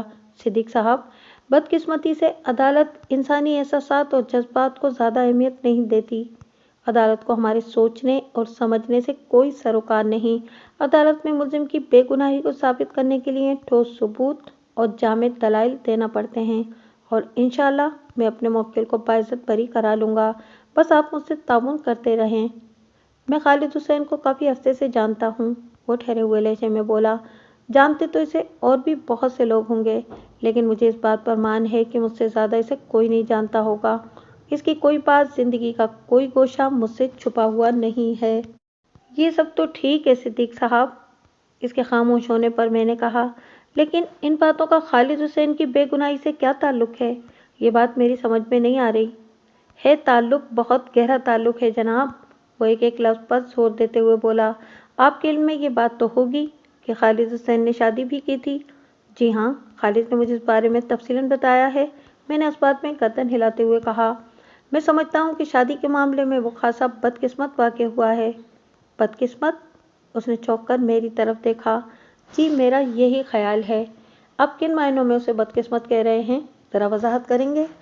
میں ان معنوں میں کہہ رہا ہوں کہ اس کی والدہ نے ایک بہت اچھی جگہ اس کی شادی کرائی تھی، میں نے تفصیل بیان کرتے ہوئے کہا۔ میری معلومات کے مطابق خالد کی بیوی ایک پڑھی لکھی اور خوبصورت عورت تھی، لیکن اس بیچارے کو شادی کی شادمانی دیکھنا نصیب نہیں ہوئی۔ شادی کے فوراً بعد ہی گھر میں فساد کی فضا قائم ہو گئی تھی۔ میاں بیوی اور ساس بہو میں ایک تناؤ کی کیفیت رہنے لگی، اور 5 سال کی تلخ و ترش رفاقت کے بعد یہ رشتہ کچے دھاگے کی طرح ٹوٹ گیا۔ समीना ने तलाक का मुतालबा किया और खालिद हुसैन ने फौरन उसका मुतालबा पूरा कर दिया। मैं थोड़ी देर को थमा, अपनी सांस को हमवार किया, फिर बात को मुकम्मल करते हुए कहा, तलाक वाले इस वाक़ये के बाद खालिद की ज़िंदगी सूनी सूनी हो गई थी। फिर 1 साल बाद इसकी वालिदा का भी इंतकाल हो गया। इसके बाद से ये बेचारा दुनिया में बिल्कुल अकेला है। इस बेचारे के बारे में तो आपकी मालूमात खासी सेहतमंद हैं। सिद्दीक ने तारीफी नज़र से मुझे देखा। लेकिन क्या आपको समीना की भी कुछ खबर है? समीना की खबर? अब मेरे चौंकने की बारी थी। इसको क्या हुआ है? खालिद से तलाक के कुछ ही अरसे बाद समीना ने इकरामुल्लाह नामी एक शख्स से शादी कर ली थी। सिद्दीक ने इंकिशाफ अंगेज लहजे में बताया। अब इस वाक़ये को लगभग 2.5 साल गुजर चुके हैं। मेरी मालूमात के मुताबिक इस वक्त इकरामुल्लाह से समीना के 2 बच्चे हैं। मैं गहरी सोच में डूब गया। इसका मतलब है कि खालिद हुसैन का अंदाज़ा बिल्कुल दुरुस्त था। कैसा अंदाज़ा बेग साहब? वो अजीब से लहजे में पूछने लगा। खालिद हुसैन को शक था कि समीना किसी और मर्द को पसंद करती थी। मैंने कहा, इसीलिए उसने तलाक ली थी। यकीनन वो मर्द इकरामुल्लाह ही था। सिद्दीक चंद लम्हा तक मुतसब्सब अंदाज में मुझे देखता रहा। जब मुझे उसके अंदाज से बेचैनी होने लगी तो उसने मेरे इत्मीनान के लिए ये शेर पढ़ दिया, हैं कवाकिब कुछ नज़र आते हैं कुछ, देते हैं ये धोखा बाजी कर खुला। मैंने हैरत और उलझन के मिले जुले तासुरात के साथ उसकी तरफ देखा और गहरी संजीदगी से कहा, सिद्दीक साहब, मैं गालिब के इस शेर के मायने और मफहूम से तो अच्छी तरह वाकिफ़ हूँ, लेकिन आपने जिस तनाजुर में इसे पढ़ा है उसकी वज़ाहत ज़रूरी है। जी हाँ, बहुत ज़रूरी है, वो मायनाखेज़ अंदाज में बोला। फिर मुझे सनसनीखेज़ तफसीलात से आगाह करने लगा और मैं हक्का बक्का उसे देखता चला गया। आगे बढ़ने से कब मैं आपकी मालूमात के लिए इतना बताता चलूँ कि हुदूद ऑर्डिनेंस के ज़ेल में जो केसेस अदालतों में ज़ेर समाअत होते हैं, इनकी मुकम्मल समाअत को अल्फाज की शक्ल देकर तहरीरी अंदाज में शाया करना नामुमकिन है। ऐसे मामलात में वकील सफाई जितने सफ़ाकाना अंदाज में सवालात करते हैं, मजलूमा को वो सब सुनना और बर्दाश्त करना पड़ता है। शरअ और कानून में तो कोई शर्म नहीं होती, लेकिन ज़ाब्ता-ए-अख़लाक़ इस अदालती कार्रवाई को मिनोअन हवाला तहरीर करने की इजाज़त नहीं देता। यही वजह है कि इस नौइयत के वारदातों में अक्सर केस तो रिपोर्ट ही नहीं होते। लोग सोचते हैं कि इज़्ज़त पर दाग तो लग ही गया है, अब अदालत में जाकर मज़ीद रुसवाई और जगहज़ाही का क्या फ़ायदा है। अगरचे मुतासरीन के इस रवैये से ज़ालिम और जाबिर के हाथ मजबूत होते हैं और इसे खुल खेलने का मौका भी मिलता है। इस केस की इब्तिदाई चंद पेशियों में तकनीकी कार्रवाइयों की नज़र हो गई। लगभग 3 माह गुजर जाने के बाद पहली बाकायदा कार्रवाई हुई। इस रोज़ तमाम मुताल्लिका अफराद अदालत में हाजिर थे। जज कुर्सी इंसाफ पर आकर बैठा तो कार्रवाई का आगाज़ हुआ। जज ने फर्द जुर्म पढ़कर सुनाई। मुलजिम ने सेहत जुर्म से इनकार कर दिया। इसके बाद मुलजिम का हल्फिया बयान रिकॉर्ड किया गया। मैंने पिछली 2 मुलाकातों में अपने मुवक्किल को अच्छी तरह समझा दिया था कि इसे अपने बयान में किन अमूर का ख्याल रखना है। खालिद हुसैन ने बहुत नबातुल्ला बयान दिया था। मुलजिम का बयान मुकम्मल हुआ तो वकील इस्तग़ासा जिरह के लिए एक्यूज़ बॉक्स के करीब चला गया और उसने बड़े तीखे अंदाज में जिरह का आगाज़ करते हुए मुलजिम से सवाल किया, तुम शकीला को कब से जानते हो? जब से वो मेरे पड़ोस में आई है, मुलजिम ने जवाब दिया। मैंने अरसा पूछा है। लगभग 6 माह। मुलजिम ने शकीला से अपनी शनासाई की वो मुद्दत बताई थी जब वो मंसूर हुसैन से शादी करने के बाद इसके घर के सामने घर में आबाद हुई थी और ये वाक़या पेश आया था। शकील और मंसूर हुसैन की शादी के कमोबेश 6 माह के बाद ये अफसोसनाक वाक़या रूनुमा हुआ था, जिसकी पादाश में मेरा मौक्किल एक ख़तरनाक मुजरिम की हैसियत से इस वक्त कटहरे में खड़ा था। तुम अपनी पड़ोसन पर बुरी नज़र रखते थे। वकील इस्तग़ासा ने जिरह के सिलसिले को रफ्ता रफ्ता आगे बढ़ाते हुए पूछा। ला हौल वला कुव्वता, वो करारी आवाज़ में बोला। मैंने कभी ऐसी हरकत नहीं की। मैं ऐसे कामों को गुनाह समझता हूँ, मगर मजलूमा शकीला ने बयान दिया है कि तुम अक्सर इसे शैतानी नज़रों से देखते थे। वकील इस्तग़ासा ने इसरारी लहजे में कहा, तुम्हारे देखने के अंदाज में बाजारीपन होता था। कई बार तुमने उसे खलीज इशारे भी किए थे। वो झूठ बोलती है, बकवास करती है, मुलजिम ने नीम एहतजाजी लहजे में कहा।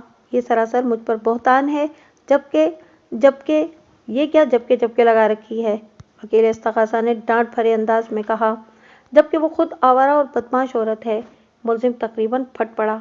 منظور حسین کی غیر موجودگی میں وہ مختلف افراد کو گھر میں بلاتی ہے اور ان کے ساتھ گلچھرے اڑاتی ہے۔ میں نے اسے سمجھانے کی کوشش کی تو یہ الٹی میری دشمن ہو گئی اور اس نے مجھ پر گھناؤنا الزام لگا کر پولیس کچہری کے چکر میں ڈال دیا ہے۔ تم نے اسے کیا سمجھانے کی کوشش کی تھی؟ وکیل استغاثہ نے طنزیہ لہجے میں دریافت کیا۔ یہی کہ وہ نازیبہ حرکتوں سے باز آ جائے، ملزم نے جواب دیا۔ اس سے ماحول خراب ہوتا ہے، لیکن میری ناصحانہ باتوں کا اس پر خاک اثر نہ ہوا۔ سچی بات تو یہ ہے کہ وکیل استغاثہ نے چپتے ہوئے لہجے میں کہا، تم شکیلہ کے لیے اپنے دل میں بڑے خطرناک جذبات اور ذہن میں خراب سوچ رکھتے تھے اور اسے شیطانی نظروں سے دیکھا کرتے تھے، لیکن جب اس نے تمہیں گھاس نہیں ڈالی تو تم اس کے شوہر کے کان بھرنے میں مصروف ہو گئے۔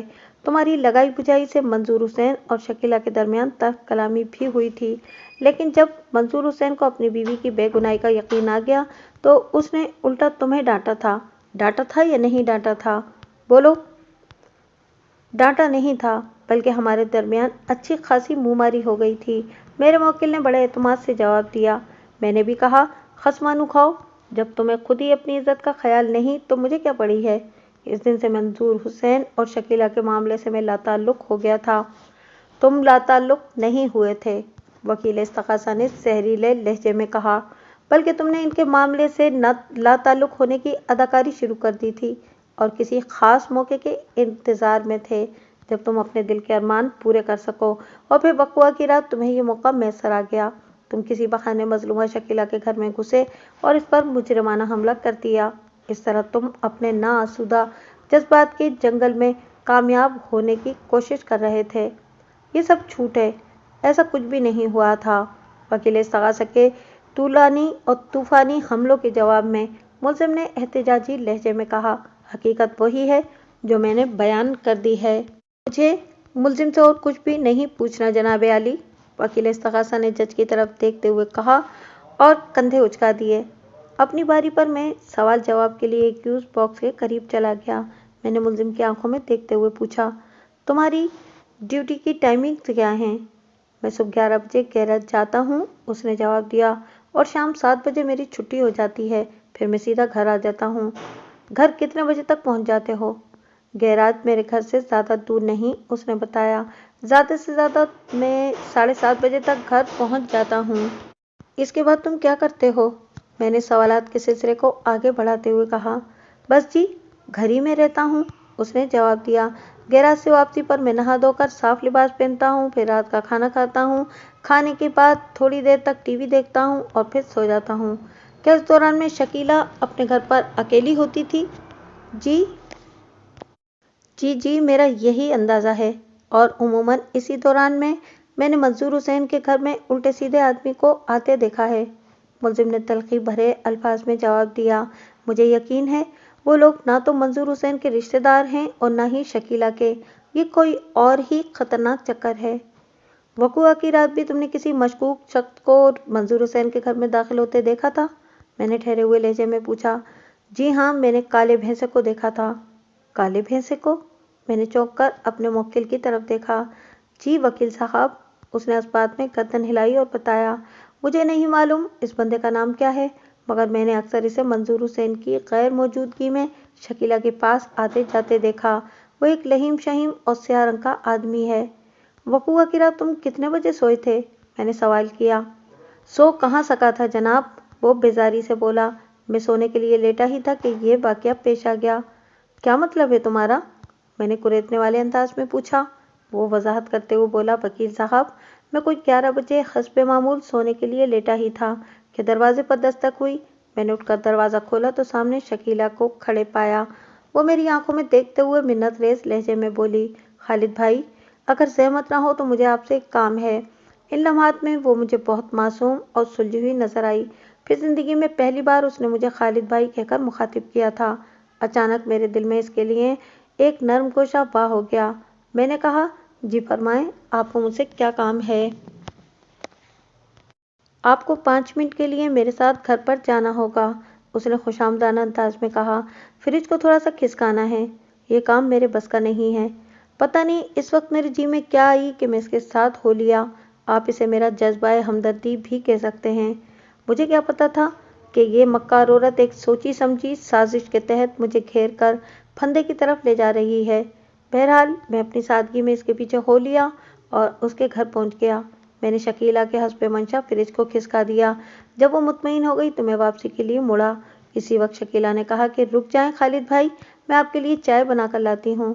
اس تکلف کی کوئی ضرورت نہیں، میں نے صاف منع کرتے ہوئے کہا۔ میں جا کر سوؤں گا، اگر چائے پی لی تو نیند اڑ جائے گی۔ چلیں، چائے نہیں تو دودھ کا ایک گلاس ہی پی لیں، وہ بڑی لگاوٹ سے بولی۔ آپ پہلی مرتبہ میرے گھر آئے ہیں خالد بھائی، میں نے آپ کو کچھ کھلائے پلائے بغیر تو ہرگز نہیں جانے دوں گی۔ پتہ نہیں یہ شکیلہ کے بار بار خالد بھائی کہنے کا اثر تھا یا میری مت ماری گئی تھی کہ میں اس کے بیڈ روم میں رک گیا۔ وہ مجھے بیڈ پر بٹھا کر کچن کی طرف چلی گئی۔ میرے ذہن کو عجیب سی بے چینی تھی اور جی چاہ رہا تھا کہ ابھی اٹھ کر بھاگ جاؤں، لیکن اس نے پہلی مرتبہ ایسے اخلاق کا مظاہرہ کیا تھا، لہٰذا میں اپنی شرافت سے مجبور ہو کر دل پر جبر کیے بیٹھا رہا۔ اگلے ہی لمحے لائٹ چلی گئی۔ یہ کیا ہوا؟ بے ساختہ میرے منہ سے نکلا۔ لائٹ چلی گئی ہے؟ کچن کی طرف سے شکیلہ کی آواز آئی۔ آپ پریشان نہ ہو، میں ایمرجنسی لائٹ آن کرتی ہوں۔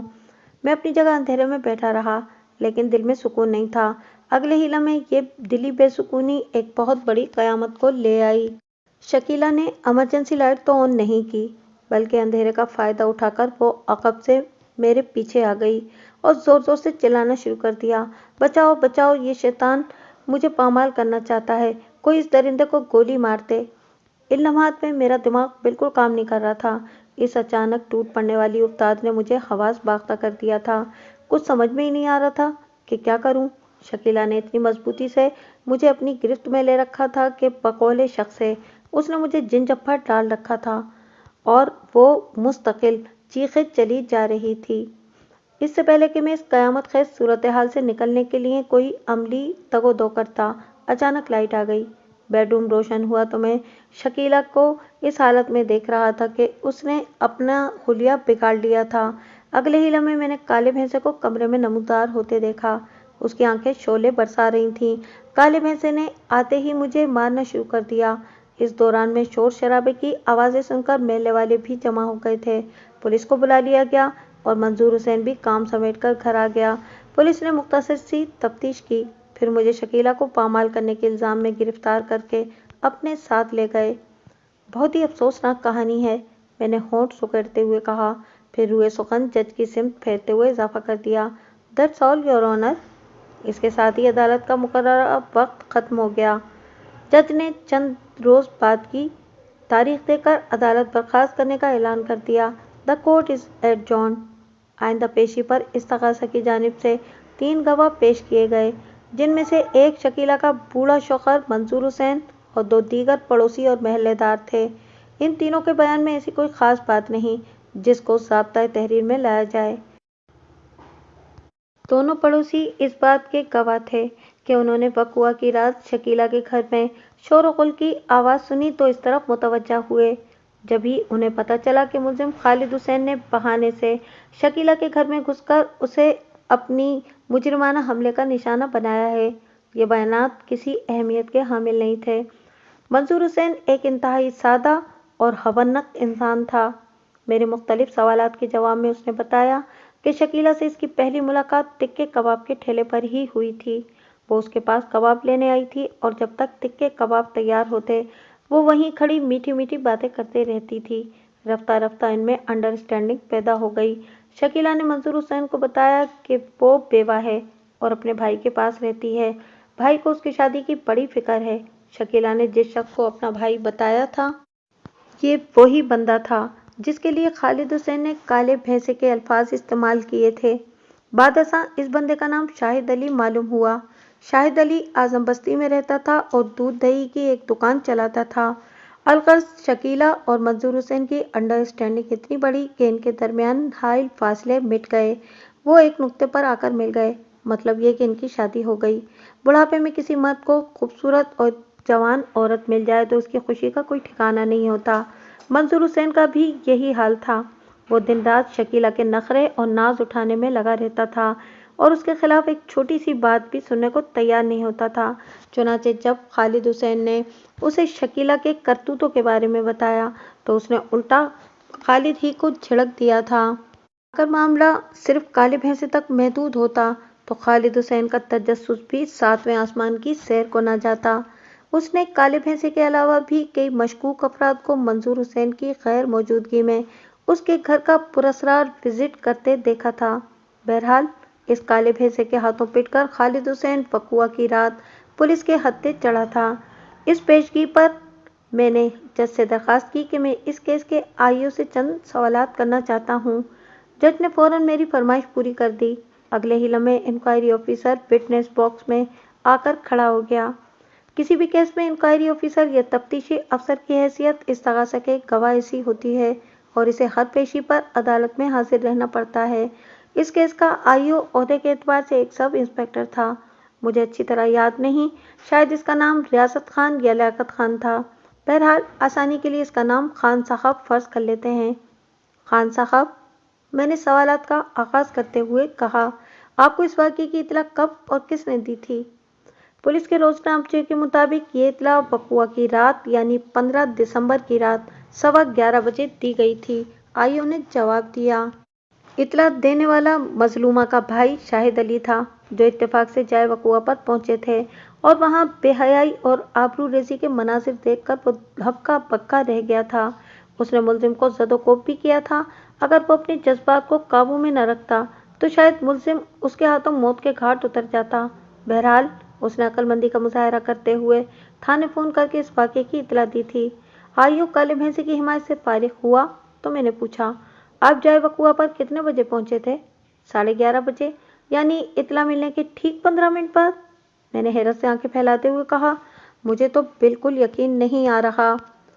آپ کو شاید اس لیے یقین نہیں آ رہا کہ آپ تھانے اور جائے وقوعہ کے درمیانی فاصلے سے آگاہ نہیں ہیں۔ آئیو نے معنی خیز نظر سے مجھے دیکھا۔ ایسی بات نہیں ہے خان صاحب، میں نے طنز کا جواب طنز سے دیتے ہوئے کہا، میں کراچی کے تمام تھانوں کی لوکیشنز اور محل وقوع سے اچھی طرح واقف ہوں۔ دراصل پولیس سے ایسی مستعدی کی توقع نہیں کی جا سکتی نا۔ اس میں پولیس بیچاری کا کیا قصور ہے؟ وہ خفگی آمیز لہجے میں بولا۔ کوئی نہیں، میں نے سرسری انداز میں کہا، آپ نے جائے وقوعہ پر پہنچتے ہی ملزم کو گرفتار کر لیا تھا، تو کیا اسے گرفتار نہیں کرنا تھا؟ وہ کٹہرے میں کھڑے میرے موکل کی جانب اشارہ کرتے ہوئے بولا، میرا یہ مطلب نہیں تھا، میں نے سپاٹ آواز میں کہا۔ میں نے یہ کہا ہے کہ جائے وقوعہ پر آپ نے کوئی تفتیش بھی کی تھی یا جاتے ہی مبینہ ملزم کو ہتھکڑی پہنا دی تھی؟ میں اس کیس کا تفتیشی افسر ہوں، وہ بڑے فخر سے بولا۔ یہ کیسے ممکن ہے کہ میں نے تفتیش نہ کی ہو؟ میں نے بیڈ شیٹ کا معائنہ کیا تھا اور بعد ازاں اس شیٹ کو لیبارٹری ٹیسٹ کے لیے بھجوا دیا گیا تھا۔ میں نے موقع پر موجود چند افراد کے بیانات بھی قلم بند کیے تھے، جو مظلومہ کے گھر سے اٹھنے والے شور کی وجہ سے ادھر متوجہ ہو گئے تھے۔ علاوہ ازیں مظلومہ کے شوہر منظور حسین اور بھائی شاہد علی کے اہم بیانات بھی قلم بند کیے گئے تھے۔ مظلومہ کے گھر خصوصاً بیڈ روم کے مختلف مقامات پر ملزم کی انگلیوں کے نشانات بھی پائے گئے تھے۔ بہت خوب، آئیو اپنی کارکردگی بیان کر چکا تو میں نے استہزائیہ انداز میں کہا، ان تمام امور سے یہ کہاں ثابت ہوتا ہے کہ میرے موکل نے مطلوبہ شکیلہ کے ساتھ مبینہ مجرمانہ حملہ کیا ہے؟ آپ بھی کمال کے وکیل ہیں جناب، وہ بگڑے ہوئے لہجے میں بولا۔ مظلومہ کا تار تار لباس اس بات کا گواہ ہے کہ اس کے ساتھ ظلم کیا گیا ہے۔ مظلومہ کا حلفیہ بیان بھی بڑی اہمیت کا حامل ہے۔ کوئی عورت خواہ اتنا بڑا الزام خود سے منسوب کیوں کرے گی؟ ملزمہ کے بھائی شاہد علی نے بھی موقع کا نظارہ کیا ہے۔ پھر سب سے بڑی بات مظلومہ کا طبی معائنہ ہے۔ وہ لمحے بھر کو سانس لینے کے لیے رکا اور پھر اضافہ کرتے ہوئے بولا، طبی معائنے نے اس کے ساتھ ہونے والے مجرمانہ حملے کی تصدیق کی ہے۔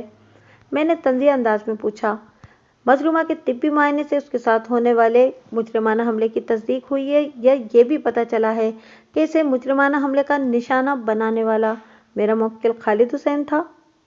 جناب، طبی معائنے کی رپورٹ سے ہی کیسے پتہ چل سکتا ہے؟ وہ الجھن زدہ نظر سے مجھے تکنے لگا۔ اس امر کا پتہ چلانے کے لیے آپ کو مبینہ حملہ آور کا بھی طبی معائنہ کرانا چاہیے تھا، میں نے ٹھہرے ہوئے لہجے میں کہا۔ کیا آپ نے ملزم خالد حسین کا معائنہ کروایا تھا؟ ہم نے اس کی ضرورت محسوس نہیں کی۔ وہ نروس ہو گیا۔ کیوں ضرورت محسوس نہیں کی؟ میں نے ایک ایک لفظ پر زور دیتے ہوئے کہا، جبکہ یہ نہایت ہی اہم تھا۔ مظلومہ نے آنسوؤں کی لڑیاں پروتے ہوئے ہمیں بتایا تھا کہ ملزم نے اس پر مجرمانہ حملہ کیا ہے۔ وہ لنگڑی وضاحت کرتے ہوئے بولا، हालात और वाक़यात भी इन्हीं अमूर की निशानदेही कर रहे थे। मौके के गवाहान के बयानात भी इसी जानिब इशारा कर रहे थे। इतने शवाहिद की मौजूदगी में मुलजिम के मुआयने की ज़रूरत महसूस नहीं की गई। आयोग की अहमकाना वजाहत पर मैंने कोई ख़ास तवज्जो नहीं दी और रूए सुखन जज की जानिब मोड़ते हुए कहा, जनाब अली, इस तकाज़ा की फुर्तियों में बहुत से सुकम पाए जाते हैं। जैसा कि अभी मुलजिम के तिब्बी मुआयने का जिक्र हुआ है, अगर मजलूमा का तिब्बी मुआयना किया गया था तो इसका भी होना चाहिए था। बहरहाल मेरी मोअज़्ज़ज़ अदालत से इस्तदा है कि आइंदा पेशी पर इस केस की मुबैना मजलूमा शकीला को अदालत में पेश करने के लिए इस तकाज़े को पाबंद किया जाए। मैं अगली पेशी पर दूध का दूध और पानी का पानी अलग करना चाहता हूँ। वकील इस्तग़ासा ने चौंक कर मेरी तरफ देखा, जैसे मैं अभी किसी थैले में से कोई खतरनाक कोबरा निकालकर अदालत के फर्श पर छोड़ दूंगा। मैंने वकील इस्तग़ासा की हैरत और उलझन को जूते की नोक पर मारा और जज से मुखातिब होते हुए कहा, जनाब अली, मुझे और कुछ नहीं पूछना। इसके साथ ही अदालत का वक्त ख़त्म हो गया। जज ने अगली तारीख देकर अदालत बर्खास्त कर दी। मंजर इसी अदालत का था और गवाहों वाले कटहरे में इस केस की मुबैना मुतासिरा शकीला खड़ी थी। इसकी उम्र 35 से ज़्यादा नज़र नहीं आती थी।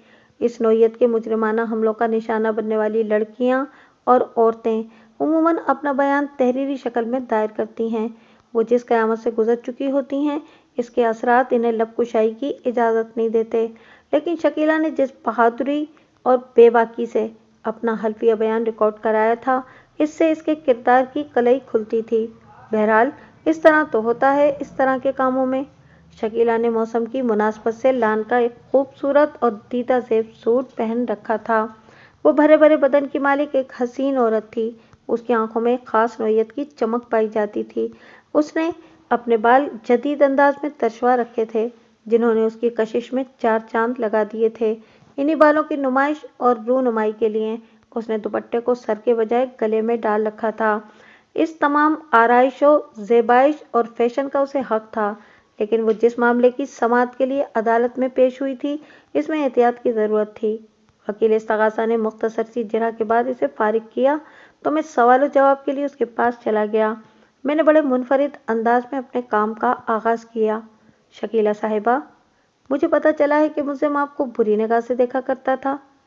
जी, आपको बिल्कुल ठीक पता चला है। वो नफरत भरी नज़र से मेरे मुवक्किल को देखते हुए बोली, मेरा तो जी चाहता था कि इसकी आंखें निकाल लूं। फिर आपने मुलजिम की नाजेबा हरकतों के बारे में अपने शौहर को नहीं बताया था? मैंने मजलूमा से हमदर्दी का अमल जारी रखते हुए कहा। नहीं, उसने नफ़ी में गर्दन हिलाई और बताया, मैंने इसे अपने तौर पर समझाने की कोशिश की थी। आपकी कोशिश का क्या नतीजा बरामद हुआ? उसने मेरी शराफत को कमज़ोरी जाना और कमीनगी पर उतर आया। वो मुलजिम को घूरते हुए बोली, इसने जब देखा कि मैं इसके हाथ नहीं आ रही तो इसने मंजूर हुसैन को मेरे खिलाफ भड़काना शुरू कर दिया। उसने मेरी ज़ात के हवाले से ऐसी कीचड़ उछाली कि मुझे बताते हुए भी शर्म आ रही है। मजलूमा शकीला को अदालत के कटहरे में खड़े होकर कितनी शर्म आ रही थी, इसका मुझे बखूबी अंदाज़ा था। ताहम मैंने शरा और शर्म के मामलात को टच किए बगैर उससे कहा, शकीला साहिबा, जब आपको पता चल गया था कि मुझे अच्छे किरदार और अच्छी नीयत का मालिक नहीं, तो फिर आपको इसे ज़्यादा मुँह नहीं लगाना चाहिए था। मैं इसे कम मुँह लगाती थी, वह अजीब से लहजे में बोली। वकुआ की रात, मैंने जिरह के सिलसिले को ज़ाविया तब्दील करते हुए कहा, आप मुलजिम को बुलाकर अपने घर ले गई थीं। आपको अपना फ्रिज खिसकाकर एक जगह से दूसरी जगह ले जाना था। हरगिज़ नहीं, वो कतईयत से गर्दन हिलाते हुए बोली, ये कहानी इसी मक्कार शख्स की घड़ी हुई है। ऐसा कोई वाक़या पेश नहीं आया था। ऐसा कोई वाक़या पेश नहीं आया था, मैंने पुरख्याल अंदाज में कहा। तो इसका मतलब ये है कि आप फ्रिज को खिसकाने के लिए मुलजिम को अपने घर बुलाकर नहीं ले गई थी? जी नहीं, उसने नफ़ी में गर्दन हिला दी। फिर ये शख्स आपके घर के अंदर कैसे पहुंचा? मैंने हैरत भरे लहजे में पूछा। पुलिस ने इसे आपके घर में से गिरफ्तार किया था ना? जी हाँ, पुलिस ने इसे मेरे घर के अंदर से ही गिरफ्तार किया था। वो सर को अस्बाती झुंबिश देते हुए बोली, और जहाँ तक इसके घर में दाखिले का सवाल है तो मैं यही कहूँगी कि मैं इसकी चाल में आ गई थी। चाल में आ गई थी? क्या मतलब? ये लगभग 10:30 बजे मेरे दरवाजे पर आया था, वो बड़े एतमाद से वजाहत करते हुए बोली। दस्तक के जवाब में मैंने दरवाज़ा खोला तो ये सामने खड़ा था। اس نے اپنے ہاتھوں میں ایک دیگچا اٹھا رکھا تھا۔ میں نے الجھن زدہ نظر سے اسے دیکھا اور پوچھا، کیا بات ہے؟ باجی، میرا فریج صبح سے خراب ہے، یہ لجاجت بھرے لہجے میں بولا۔ اس دیگچے میں گوشت ہے، اگر آپ اسے اپنے فریزر میں رکھ دیں تو بڑی مہربانی ہوگی۔ منظور حسین نے اپنے گھر میں ایک چھوٹا ڈی فریزر بھی رکھا ہوا ہے جس کے کاروبار کی ضرورت ہے۔ ٹکے، کباب اور بوٹی کا جو تیار مال بچ جاتا ہے اسے محفوظ رکھنے کے لیے ڈی فریزر میں ڈال دیا جاتا ہے۔ پتہ نہیں کیا ہوا کہ ان لمحات میں مجھے ملزم پر ترس آ گیا۔ شاید اس کی وجہ یہ ہو کہ اس نے مجھے باجی کہہ کر مخاطب کیا تھا، اور وہ بھی بڑی تمیز اور شرافت کے ساتھ۔ اس وقت اس کی آنکھوں میں بھی کوئی شیطانیت نظر نہیں آ رہی تھی۔ لمحاتی توقف کے بعد اس نے اضافہ کیا، میں نے اس کے ہاتھ سے گوشت والا دیگچا لے لیا۔ میری غلطی تھی کہ میں گھر کا بیرونی دروازہ بند کرنا بھول گئی۔ جب میں دیگچے کو فریزر میں رکھنے کے بعد پلٹی تو مجھے عجیب سا محسوس ہوا، تاہم میں اندازہ نہیں لگا سکی کہ وہ عجیب کیا ہے۔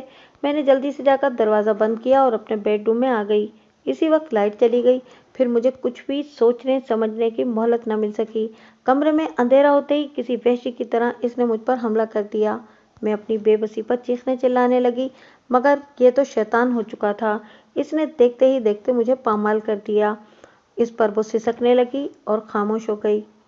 میں نے قدرے سخت لہجے میں پوچھا، آپ کو تاریکی میں یہ کیسے پتہ چلا کہ آپ کے ساتھ مبینہ مجرمانہ حملے کا ارتکاب کرنے والا اس کیس کا ملزم اور میرا موکل خالد حسین تھا؟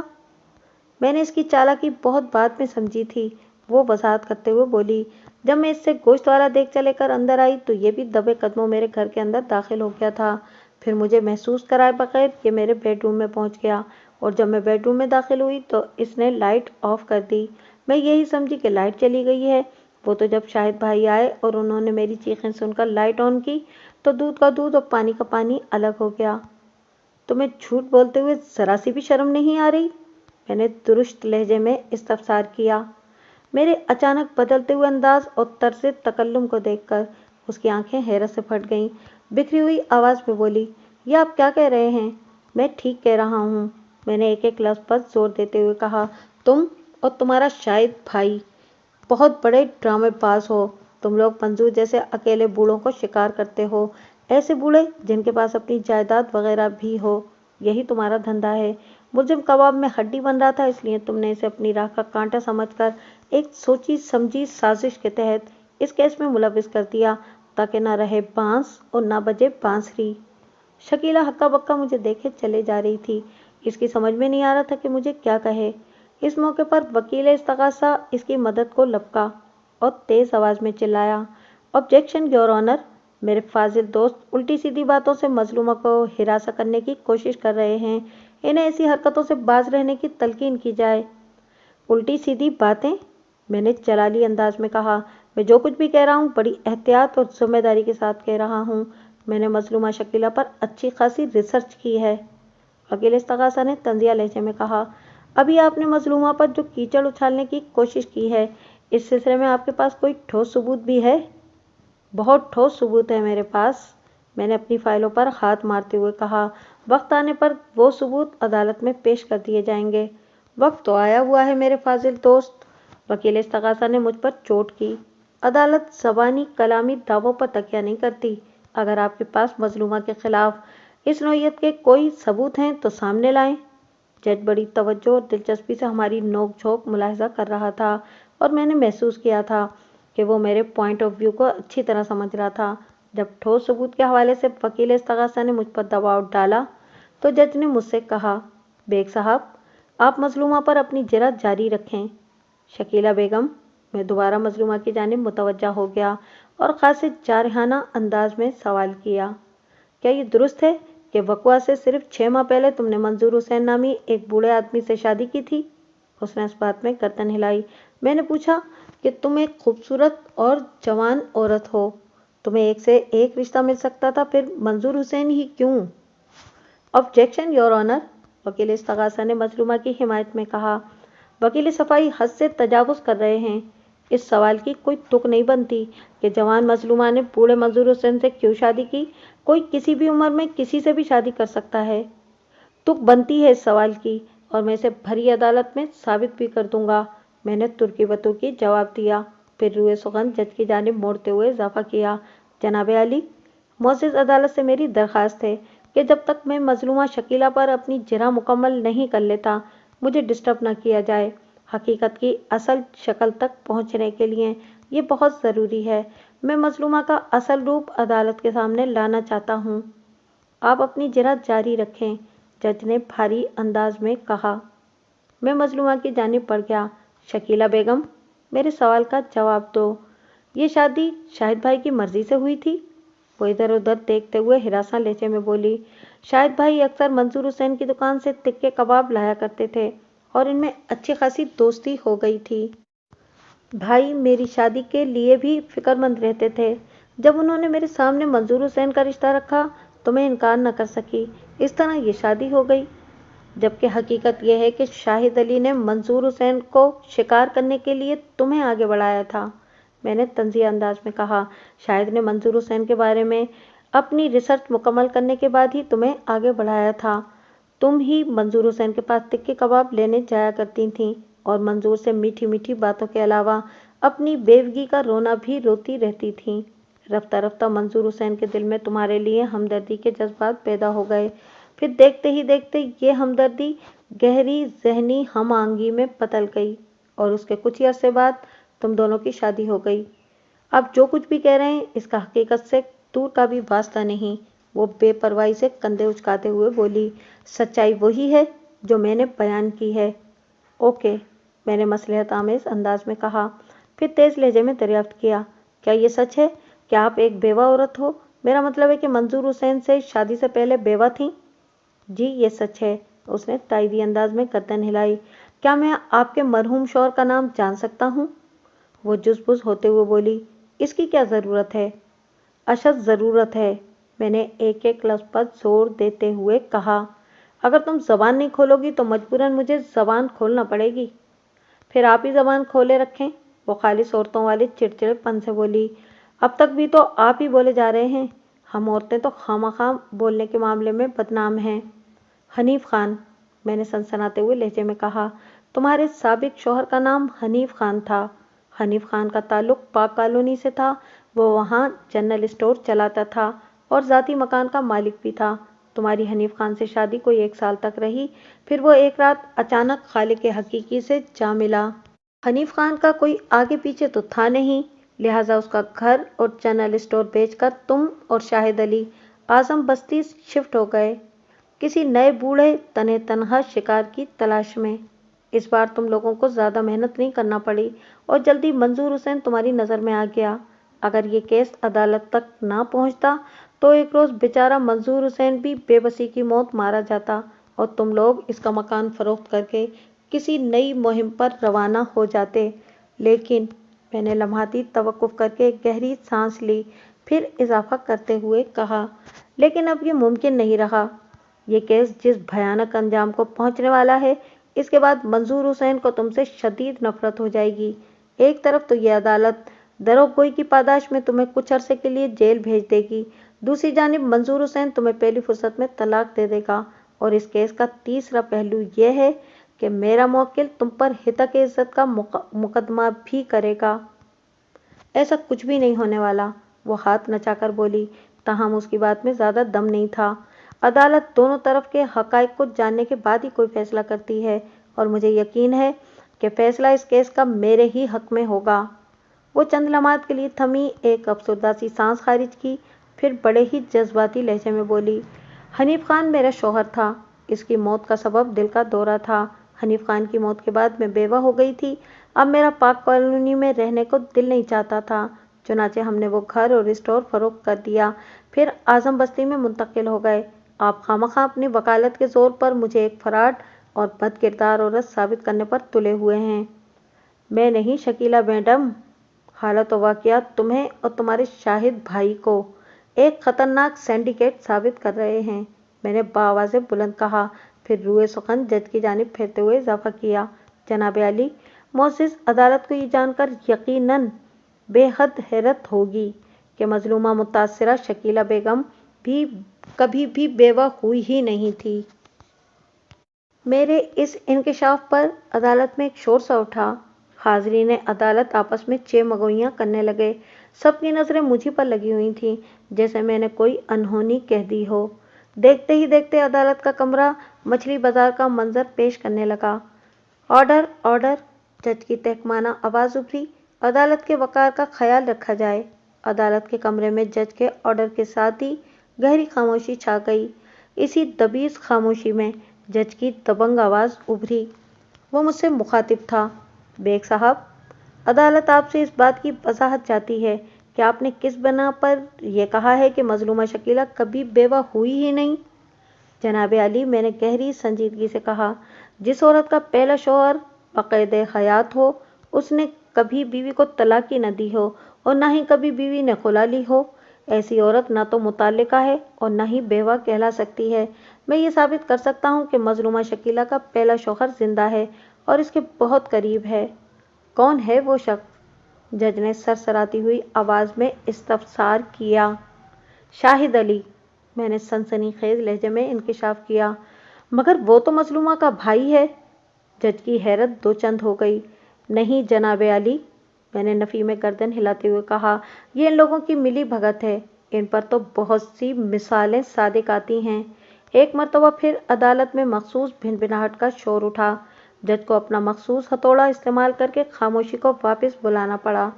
حالات جب معمول پر آ گئے تو جج نے پھر پوچھا، بیگ صاحب، آپ کس بنا پر اتنا بڑا دعویٰ کر رہے ہیں کہ شکیلہ شاہد علی کی بیوی ہے؟ ہاتھ کنگن کو آرسی کیا ہے اور پڑھے لکھے کو فارسی کیا ہے؟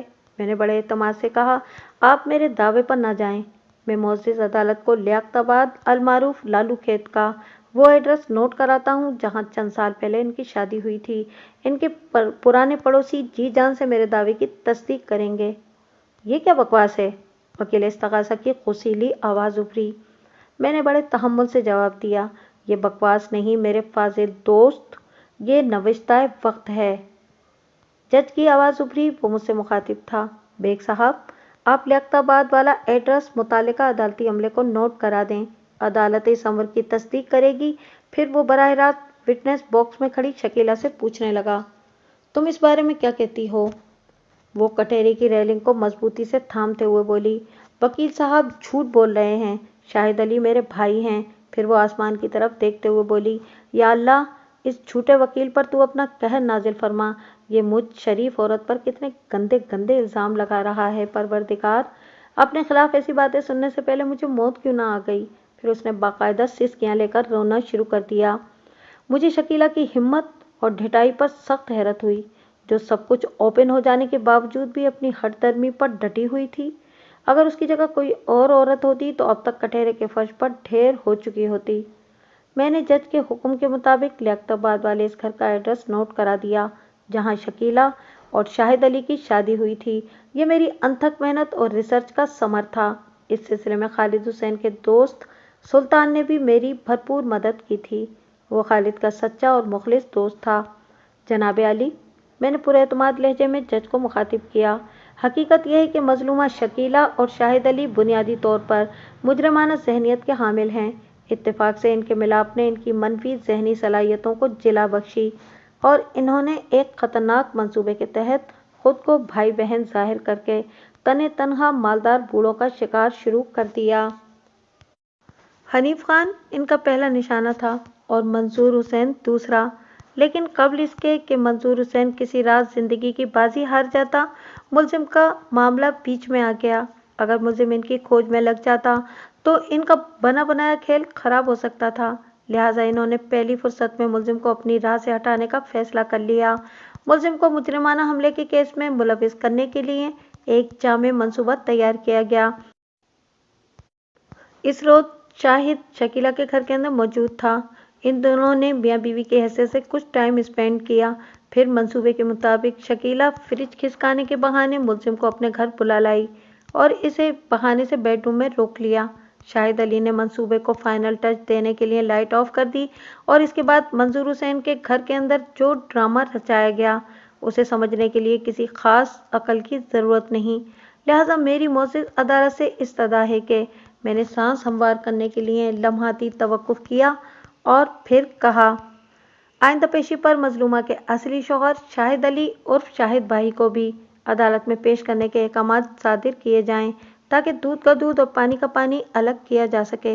इसके साथ ही मैं भी अगली पेशी पर अपने मुवक्किल की बेगुनाही को साबित करने के लिए एक ऐसी शख्सियत को अदालत में हाजिर करूंगा जिसका बयान मुल्जिम की बेगुनाही पर मोहर तस्दीक जब्त कर देगा।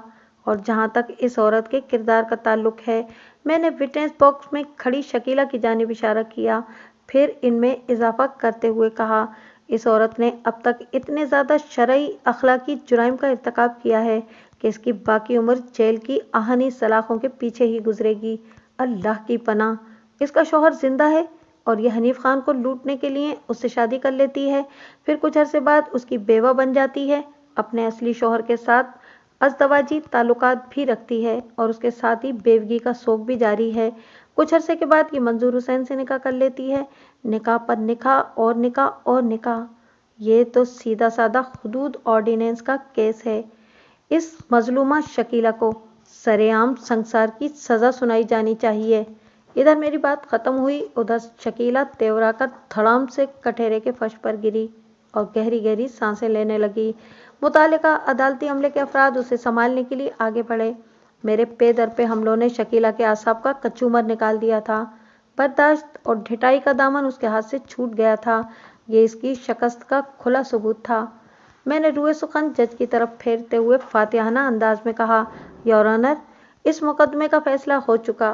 मुअज़्ज़िज़ अदालत से मेरी पुरज़ोर इस्तदा है कि मेरे नोट कराए गए एड्रेस की तहकीक और तफ्तीश के साथ ही मजलूमा शकीला और उसके बगैर शौहर शाहिद अली को भी शामिल तफ्तीश करके हक़ाइक़ तक रसाई हासिल करने की कोशिश की जाए। मुझे उम्मीद है कि ये मियाँ बीवी अब दरोगोई से काम नहीं ले सकेंगे। जज ने मेरे हस्ब मंशा इंक्वायरी ऑफिसर को हिदायत जारी की और 10 दिन बाद की तारीख देकर अदालत को बर्खास्त करने का ऐलान कर दिया। The court is एडजॉर्न्ड। आइंदा पेशी पर अदालत ने मेरे मुवक्किल खालिद हुसैन को इस केस से बाइज्जत बरी कर दिया। शकीला और उसके शौहर शाहिद अली को जब पुलिस ने कड़ी तफ्तीश से गुजारा तो उन्होंने फर्श पर नाक से लकीरें निकालते हुए अपने एक एक अगले पिछले जुर्म का इकरार कर लिया। इनके इकबाली बयानात के बाद मेरे मुवक्किल की बेगुनाही में किसी शक व शुबे की गुंजाइश बाकी नहीं रही थी। खालिद हुसैन की रिहाई के 3 रोज़ बाद वो मिठाई के साथ बाजमात मुझसे मिलने आया। बाजमात से मेरी मुराद ये है कि इसके साथ सुल्तान और सिद्दीक भी थे। खालिद हुसैन एक नई ज़िंदगी मिल जाने पर बेहद खुश था। उसने मुझे मिठाई पेश करते हुए तशक्कुराना अंदाज में कहा, वकील साहब, मैं आपका यह एहसान ज़िंदगी भर नहीं भूल सकूंगा। फ़रत जज्बात से उसकी आवाज़ भीगी हुई थी। मैंने ज़ेरे लब मुस्कुराते हुए कहा, तुम्हें सबसे ज़्यादा एहसानमंद सिद्दीक साहब का होना चाहिए। अगर ये तुम्हारी पुष्ट पनाही ना करते तो वो डायन शकीला तो तुम्हें खा ही गई थी। सिद्दीक साहब तो मेरे लिए बाप की हैसियत रखते हैं वकील साहब। वो अकीदत भरे अंदाज में अपने सेठ की तरफ देखते हुए बोला, वैसे ये आपने ठीक ही कहा है, शकीला किसी डायन से कम नहीं। खुश हो जाओ कि वो अब मक्कार तुम्हारे आसपास कभी दिखाई नहीं देगी। मैंने बड़े एतमाद से कहा, इन दोनों के इकबाल जुर्म के बाद अब काफ़ी अरसे के लिए इनका ठिकाना जेल है। मंजूर हुसैन मेरी मालूमात के मुताबिक शकीला को तलाक दे चुका है, लिहाजा वो इसकी ज़िंदगी से भी निकल चुकी है। ये सब आपकी कोशिश और मेहरबानी से मुमकिन हुआ है वकील साहब, वो ममनूनियत भरे लहजे में बोला। लेकिन एक बात मेरी समझ में नहीं आई। कौन सी बात? मैंने दरियाफ्त किया। आपने भरी अदालत में शकीला के सारे काले करतूतों की तफसील बयान करते हुए जज साहब से कहा था कि आइंदा पेशी पर आप एक ऐसी शख्सियत को अदालत में हाजिर करेंगे जिसका बयान मेरी बेगुनाही पर मोहर तस्दीक जब्त कर देगा। वो शख्सियत कौन है? अरे यार, वो तो मैंने ऐसे ही शकीला को दबाव में लाने के लिए कह दिया था। मैंने सरसरी अंदाज में कहा, बाज़ औक़ात इस किस्म के दाव पेच का इस्तेमाल भी करना पड़ता है। वो मुतमईन हो गया। वो तीनों थोड़ी देर मेरे पास बैठकर रुखसत हो गए। रात को सिद्दीक साहब का फ़ोन आ गया। रस्मी अलेक सलेक के बाद उन्होंने दोस्ताना अंदाज में कहा, बेग साहब, मैं जानता हूँ वो कौन सी शख्सियत है जिसे आप खालिद हुसैन की बेगुनाही साबित करने के लिए अदालत में पेश करने का इरादा रखते थे। मेरे कान खड़े हो गए। मैंने पूछा, बताएं कौन है? खालिद हुसैन की साबिक और इकरामुल्लाह की मौजूदा बीवी। वो इंकिशाफ अंगेज लहजे में बोला। मेरा इशारा समीना की तरफ है। آپ کا اشارہ بالکل درست سمت میں ہے، میں نے کہا۔ صدیق صاحب نے پوچھا، کیا آپ واقعی ثمینہ کو عدالت تک لے آتے؟ جب نہ پائے رفتن نہ جائے ماندن والی کیفیت ہو جاتی تو کسی معصوم زندگی کو بچانے کے لیے ایسا زہریلا گھوٹ بھی پینا پڑتا ہے۔ میں نے صاف گوئی کا مظاہرہ کرتے ہوئے کہا، اگر اس دیمک صفت شکیلہ کو اس بات کا علم ہوتا کہ خالد حسین کے اندر مجرمانہ حملہ کرنے کی صلاحیت ہی نہیں تو وہ ایسی حماقت ہرگز نہ کرتی۔ جس اللہ کے بندے کے گھر میں اس کی آنکھوں کے سامنے پورے 5 سال تک ہفت پکوان سجا ہو اور وہ کچھ بھی نہ کر سکا ہو۔ ایگریڈ، صدیق صاحب نے ٹھوس لہجے میں کہا۔ آپ ایک قابل اور عظیم وکیل ہیں۔ عظیم صرف خدا کی ذات ہے، میں نے صدقے دل سے کہا اور الوداعی کلمات کے بعد رابطہ منقطع کر دیا۔